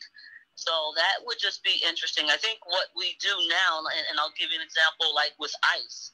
So we used to, when ICE would come in and they were going to go in and do a raid for immigration, they would normally call our police department, and they would normally tell us, hey, we're going to be here. We would like to have a couple of your units here to provide security. We would then send a unit and a supervisor. I think on part of that, what we do now is we let them know that we will not be sending anyone, and and remind them of what their jurisdiction would be. That's a complicated one. I don't know if I even have a true answer for it. I don't think we'll ever have or we will see a blue on blue or a law enforcement on law enforcement, where we would step in and stop them from doing whatever their authority is. We just will not participate in it. We will not condone it. And if we find that it is above and beyond anything should be on the pot, we will testify against them. And then we have a duty to intervene. So we wouldn't intervene on the arrest, but we have a duty to intervene on if we saw another law enforcement brutally beating you, brutally choking you, in that effect. But I don't think we would interfere in the arrest if that person had a warrant and they were in the scope of their duty. But if they were doing something that you and I know that there's no policy anywhere that allows you to do that, I think we do have a duty to intervene. And step in and protect them. And most of the time that intervene is pulling back an officer, looking at them saying, what are you doing? And then checking on the citizen to see if they're okay. But it wouldn't prevent the arrest. So they have identified themselves as a legitimate law enforcement agency before they can do that, though. They're supposed to, but you also have, and we saw what happened, Ms. Bland. There are certain warrants where you can, where there's no knock, there's no notice, no ID, you can, and they use that as a tactic. It's something that we rarely use unless we believe that by identifying yourselves is going to cause seriously bodily injury to law enforcement. But in most cases, there should be no reason for you not to be able to identify yourself. I'm not sure. And then it's kind of hard to answer those questions within. But if you know what ICE, they're all plain clothes and they have a vest that says the word ICE on there. I think that's one. And then they'll have some undercover federal agencies like ATF or some other entity like that. But I would say this, and I'll move, is that if you ever get in that situation, call 911. Because just like they might be law enforcement, we have circumstances when they're not. Just like they might have the jurisdiction to do what they are doing, and sometimes they're not. We just arrested a cop, an agency that came out, and what they were doing was they were busting marijuana shops. That's what they were doing. And so someone called the police, thank God. We got there, and yes, they were law enforcement, but they weren't even on duty. They were fabricating search warrants and going in and taking the money and quote unquote doing a search warrant on an illegal raid. Now I will tell you this: officers came in, they talked, they were like, something's not right, but they let them do their duty. But they took pictures of them, and the Los Angeles Police Department has body worn, so they took photographs of all the officers, and then they came back to the station. They contacted the sheriff and says, hey, we have some law enforcement agencies that are out here doing a search warrant. Here's photographs of them. Is this search warrant legit? And then they came back and said, hey, this guy is on vacation right now. He shouldn't even be working. And then we were able to go back and make an arrest. So I will say, if something doesn't, I always tell you to use the smell test. If it doesn't smell right, more than likely sometimes it's not. And then just call. The worst case scenario is we come in and we can explain to you later as to what they were doing and why and what they were looking for. Thank you. For the last question, I'd like to recognize Ms. Tori Bailey and Congressman Watson, who are on.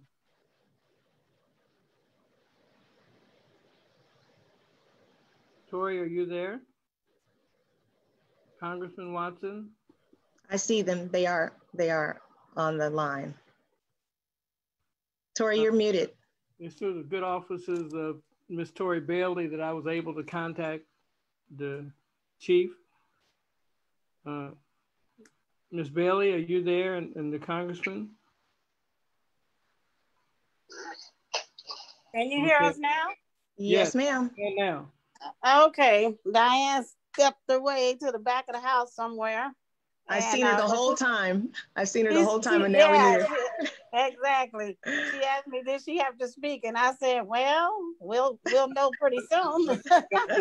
I have the chief on. She's making her way this way. Thank you, Regina. Thank you so much for participating. And I put a comment in about being so succinct in your messaging. I have a question, but we can wait, and I'll talk about that later. But it's about the hiring practices and what the community can do to have some input in that. Okay. All right, so you want me to answer that now, or are we going to wait for Congressman Watson to speak? She's right here. Let her go. Let Diane speak, and then you can ask me later. You can speak to say hi to Dr. Williams, but this is for Dr. Williams. I'm Dr. Mackey, but Dr. Williams is on. No, she sees Dr. Williams. Okay, then you're my second. Yes, I'm on. Dr. Maxey. I'm on, Congresswoman. Dr. Williams is my first. Sorry. Okay. But I want to say to Dr. Williams that my heart goes out to you.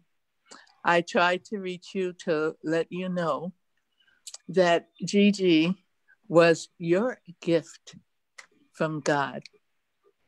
And you have done so much for all of us. And I'm speaking to all the medical people here. You remember you came to my office at Randall, and we formed the California National Association of Doctors. And for years, and Dr. Williams, when Gigi came to your life, she was sent to you very specially. And I want you to know at this time, she's at the foot of Jesus the Christ, and you will receive nothing but blessings. I've tried to reach you, and I know that we have very little time here, but after things have kind of cooled down, we must sit together and share in all the gifts that are coming from Gigi and all of you. And Regina Scott. And I want you to know that my father was the first Black officer on the east side of Los Angeles. He was William Allen Lewis Felix Watson. He was named after all of his uncles. And then when they built the police station across from USC, they pulled my father out of the station. They have a plaque on the door with his name on it because he was the first Black officer. And they put him over in the police station across from USC. And he and his partner and everybody was there, was white. And they were over on the west side. We lived at 3717 Cimarron, Republic 50681. I was 7 years old. And I got a picture of him and my mother. My mother lived to 100. My father died at 59. And so, yeah. And I just want to say how proud I am of all of you, particularly Deputy Chief Regina Scott. I'm so proud of you, as I was proud of my father. And he went away early because we get traumatized because we're Black people. The color of our skin gives us trauma. And I was told from Washington, D.C. that I am to call because John Lewis left me something. What he really admired about me is that I served as the first Black woman here, there, until I got into Congress. And he left something. I don't know what it is. I haven't been able to find out, but his funeral, he'll lie in state in Washington, D.C., in the Capitol, and then they will take him down to Atlanta, Georgia. And so I want to thank all of you for allowing me to come on this Zoom boom. And I want to say to all of you, and particularly to Dr. Williams, I'm looking at you right now. We know what you're feeling, but we are with you. You're in our hearts and our minds. And I look forward to the time we can come out to your home and really sit down and talk. God bless all of you. And I want you to know that Gigi is up there and sending us blessings. Thank you. Thank you, guys. Thank you so much, Diane. This is Thank you, Diane. Love you. There's Brenda. Oh. There's Brenda. We've had a few legends. Love you back and more. With Dr. Watson, Dr. Williams, and Regina Scott, you are definitely fast becoming a legend, and all of us are extremely proud of you and your accomplishments. I'd like to open up the floor to questions for Dr. Norris, Dr. Oh man, I had a mental block for a minute. Dr. Carol and Dr. Regina Scott. Are there anything else in the room, Michelle? Taking Oh, answer my yeah. question. Tori, you want to go ahead and ask your question? Oh, my question is the hiring practices for the future, since there's so many of African Americans leaving with the retirement situation at hand due to their timing of tenure. I just want to say, what's the likelihood that we can be involved with a policy that will structure some of the hiring practices as far as behaviorisms and a study that I had written out regarding details. But I just want to know in the process improvement. Yeah. So currently, that hiring practice is done by the city of Los Angeles. Unfortunately, that was taken out of the police department's hand some 10, 15 years ago. But how you get involved, absolutely 100%. And I think how you get involved is go to the city, the personnel. There are opportunities to do. There's two things that help us that cause us African Americans not to get on, and there's another piece that causes them to the wrong officer to slip in. And some of it is the background investigators. And I've yelled and screamed for over the last 10 years about we hire back old police officers that have that old police mentality, and they're doing the background and the screening. I think we need to make sure that we screen the people who are screening the people who are hiring the officers. I think that's where where I think is the disconnect. If you look at all of our background investigators, they're all officers that came on back in the day when there weren't females on the job, back in the day when we didn't embrace diversity as we're trying to do now. And if you have that same kind of mind think, then you're going to hire what you believe is what should be a police officer. And so my recommendation is to get more of us or people in the community to be more of the background investigators and the analysts, the personnel analysts who make those final decisions. The other piece I would say, our hiring background standard is based on posts, and that's the police officer standard in training that's in Sacramento. To make changes, those changes have to be up there, because that's how we that is how we meet that process. And the hiring process is a state process, so we meet the same process that is mandated by the state. And then my only thing that I would have you advocate for, I think we do a good job with hiring the officers. I think what happened is the officer comes back, they're proud, they remember why they're doing the badge, they're coming on the police department for the right thing, they want to protect and serve, and then somewhere after 5, 6, 7 years, they get jaded. And it could be because of the human behavior, and that is what they see all the time. They see all the bad and the gruesome. And so somewhere in there is where I think we're missing, and we don't have a reevaluation of the officer. And we were talking about that earlier, Dr. Matt. And what I was telling him is that I have officers now. I don't understand it. I don't understand it. I don't understand it. But we have officers now who have been convicted of crimes. Now, they're the job. How can they be convicted of a DUI? But if I was convicted of a DUI before I did a good job, I can't be on there. So how do they get to maintain their job?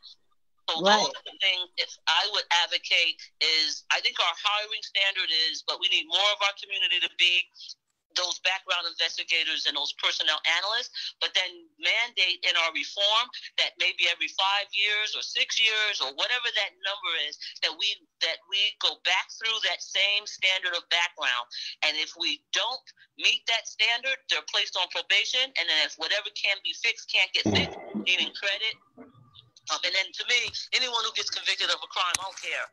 And that's just me. This is Regina Scott. I just think if you get convicted of a crime, you should not be a police officer. And if you look around that nation and if someone advocated for that, you will see that you have cops out that are, I don't even understand it. but it's not, I don't think so much is the process of getting on. We do a very good screening. It's once we get them on, that is where we have the problem. And it's inconsistent and it's not fair. And then I'll give an example, then I'll be quiet. I remember waking up in the morning and I heard an officer involved. I heard my chief, and that was Chief Beck, says, I'm going to recommend that this officer gets prosecuted and go to jail. First thing that I said in my mind when I heard that officer's black. Because when you have fair and consistency in the disciplinary system, that also needs to be checked. And sure enough, when I got to work, we looked and like, girl, yeah, you knew. Because it's a different tone in how they do that. So that would be my strong recommendation when we talk about reform. We talk about before they get on, but I don't see anything in reform about once we get on. And what standards should be unacceptable no matter what. All right, thank you. Thank you for that. Go to our other special guest. Thank you very much, Chief. We have a special guest that I want to introduce. He's a multiple Grammy Award winner, and he is Mr. Howard Hewitt. Mr. Hewitt, we're so happy that you chose to join us. We'd like you to speak and do what you will. Mr. Howard Hewitt. Can you hear me? Hey, Howard.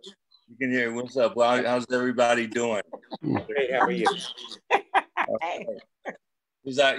I wanted to say earlier, Dr. Maxey, when you introduced me earlier, you introduced me as Howard Hughes, and although I wish I had his cash, you know what I'm saying. So sometimes we get tongue, so I'm sorry. It was a Freudian slip, right?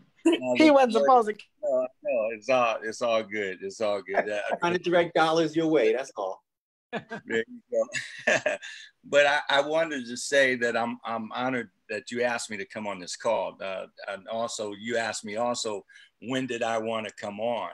And I indicated to you yesterday that I wanted to be on from the beginning because I wanted to hear everything. I mean, to me, information, communication, education is the most important thing. Unfortunately, when we talk about COVID-19, you know, that whole situation, the lack of information and the lack of communication and the lack of leadership has been so devastating to this whole thing. I mean, I was just talking to a couple of friends of mine this morning, and so much misinformation that's going around is really terrible, because you know, when you look at and you know, when you really look at certain things, I look at stuff all around the world. When you look at the foreign countries, you know, the European countries, a lot of them are coming out of this thing so far because they, during the time that they when the government came in and said, you know, we're shutting this down, a lot of them reached like 95 to 97% shutdown status. And so now, you know, their number, they haven't eradicated anything, but their numbers are low enough where they can manage some things. And like, you know, you have spikes here and there, but you're pretty much managing it. I mean, we barely got to 50% shutdown before people were talking about their rights and their you know, and how people were infringing on their rights as far as like the cat that Trump is concerned. He, you know, every chance he had to be a leader, he failed at it. And so, you know, when the doctors were talking about wearing masks and the importance of masks, you know, he got up there and he says, you know, well, the doctors are saying, you know, that we should wear masks, but I'm not going to wear one. You know, I don't think it's. And so, like, it was like, and out of his own mouth, he, in the beginning, a couple of months, 2 or 3 months ago, he says, you know, he said certain things because he wants to be a cheerleader for the country, you know, the biggest cheerleader for the country. But we don't need a cheerleader. We need a leader. And that's that's what we have to be aware of when we go to the polls in November. And, you know, I just wanted to basically kind of say that, and people kind of misunderstand me when I say this next thing, but in a sense, Trump will be one of the best things for Black people and awareness of racism than, you know, than we've ever had in any other president before. You know, a lot of people, when I say that, they jump up and down. What do you mean? What do you mean? But through his blatant racism, through his blatant, you know, white supremacy situation, and he is in the seat of the White House, and one of the most, you know, vivid and you know, jobs in the world. You know, he's bringing more awareness about, you know, our shortcomings in this country as far as racism is concerned, more so than anybody else. So how we deal with it, I believe, is gonna determine what comes out of this whole thing. You know, so I just, like I said, what I heard today was very interesting. I can, you know, I love to pass on. I do a walk every day on my Facebook fan page, you know, because I felt like it was important to, like, you know, get as far as, like, you know, fresh air. I call it fresh air, cardio, conversation, ... and life walk.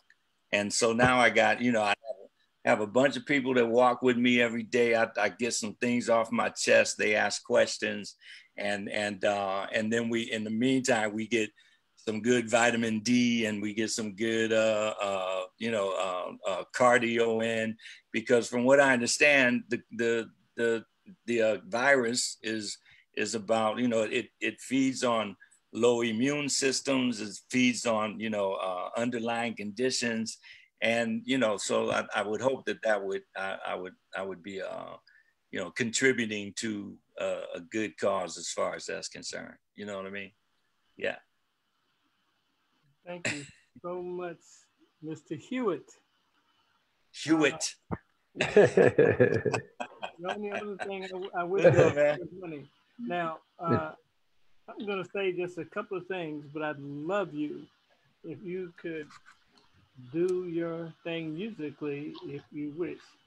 But I just want to remind everybody of what he just told us, that vitamin D, which we recommend at 50,000 units a week, vitamin C at 2,000 milligrams a day. We recommend selenium. We recommend that you stay well hydrated. We also recommend that everybody have a 2 to 3 month supply of non-perishable food in their home. We believe that this COVID is going to be around for a while. We do know that wearing masks is very important. We know that staying away from people who are infected or might be infected or who have been exposed are very important. One of the most important things you can and should do is to wash your hands every time you think about it. And you want to wash them for a period of 20 seconds, like saying happy birthday twice. In addition, we know that soap and water is even better than hand sanitizer. I do both. I do the hand washing followed by hand sanitizer with at least 60% alcohol. And that is good. We urge people to eat a plant-based diet. We want you to have micronutrients. I don't think I'm pregnant, but I take prenatal vitamins, as well as my other vitamins to keep my immune system up. We do know that even though those of us who are over 60 tend to have a more deadly bout with COVID, it also can be deadly and affect those in their 40s and 30s and even teenage years. So we urge everybody to be safe and protect your family. Lastly, I would like to say that you can go to blackhealthtrust.org. We encourage you to become a initial founding member and sustaining member. It does cost us to put on this information, and we're going to be inviting a number of other world-class doctors to meet with us every Sunday at 12 noon. So thank you so much for joining us. Mr. Hewitt. Yes. I'm old school and I'm a fan of yours. I'd love you to take us out. Say amen. This is for all of us that are on this call, for your families and for your loved ones, and to everyone that's like, you know, kind of, I know we're going through some craziness. We're going through a time that we've never seen before. Hopefully we never will see it again, but we all know that God is in control, and we know that he's got us in his hands. And you know, I just want to say that to encourage everybody on there. And like I said earlier in a text that there's a little glitch that came as far as my my equipment here is concerned. So I'm gonna have to kind of do this a cappella, if that's all right. Is that cool? Yes, that's good. Yes, it is. All right. So for all you, God bless you. I love you all. God bless you, and stay safe, stay healthy. It's time to say goodbye for now. We'll have our second time around. But before we go, there's something I got to say. Everything's not what it seems. There's a stronger force behind the scenes. He's in our lives every day. He's right there when we call. In him is where my strength lies. I lift my eyes beyond the skies. Only he can save my life, and only he can hear my cry.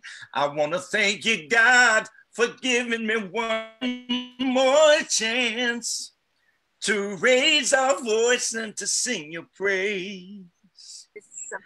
I sing it out loud. I sing it all day. This song is my prayer I give to only you. It can't compare to the gift from you.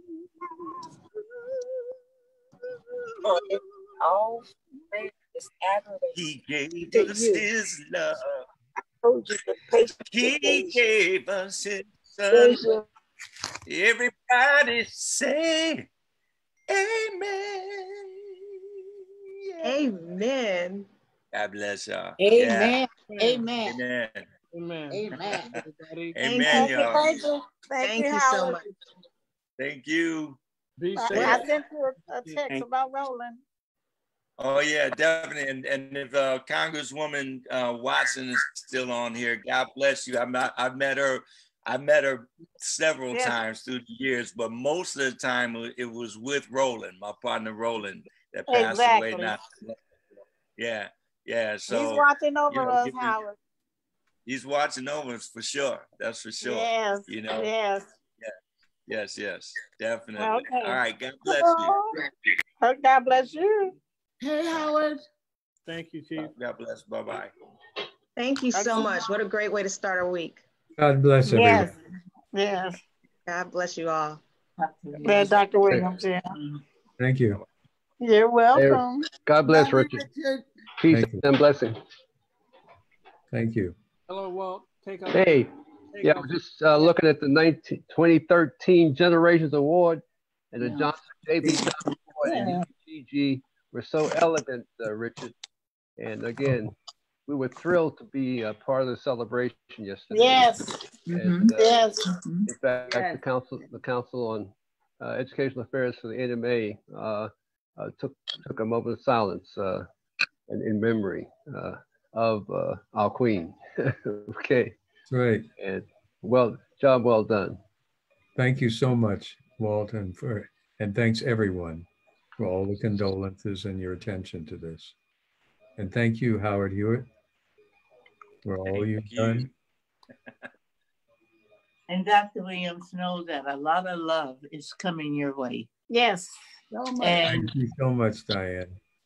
And we will always remember Gigi because she brought into your life the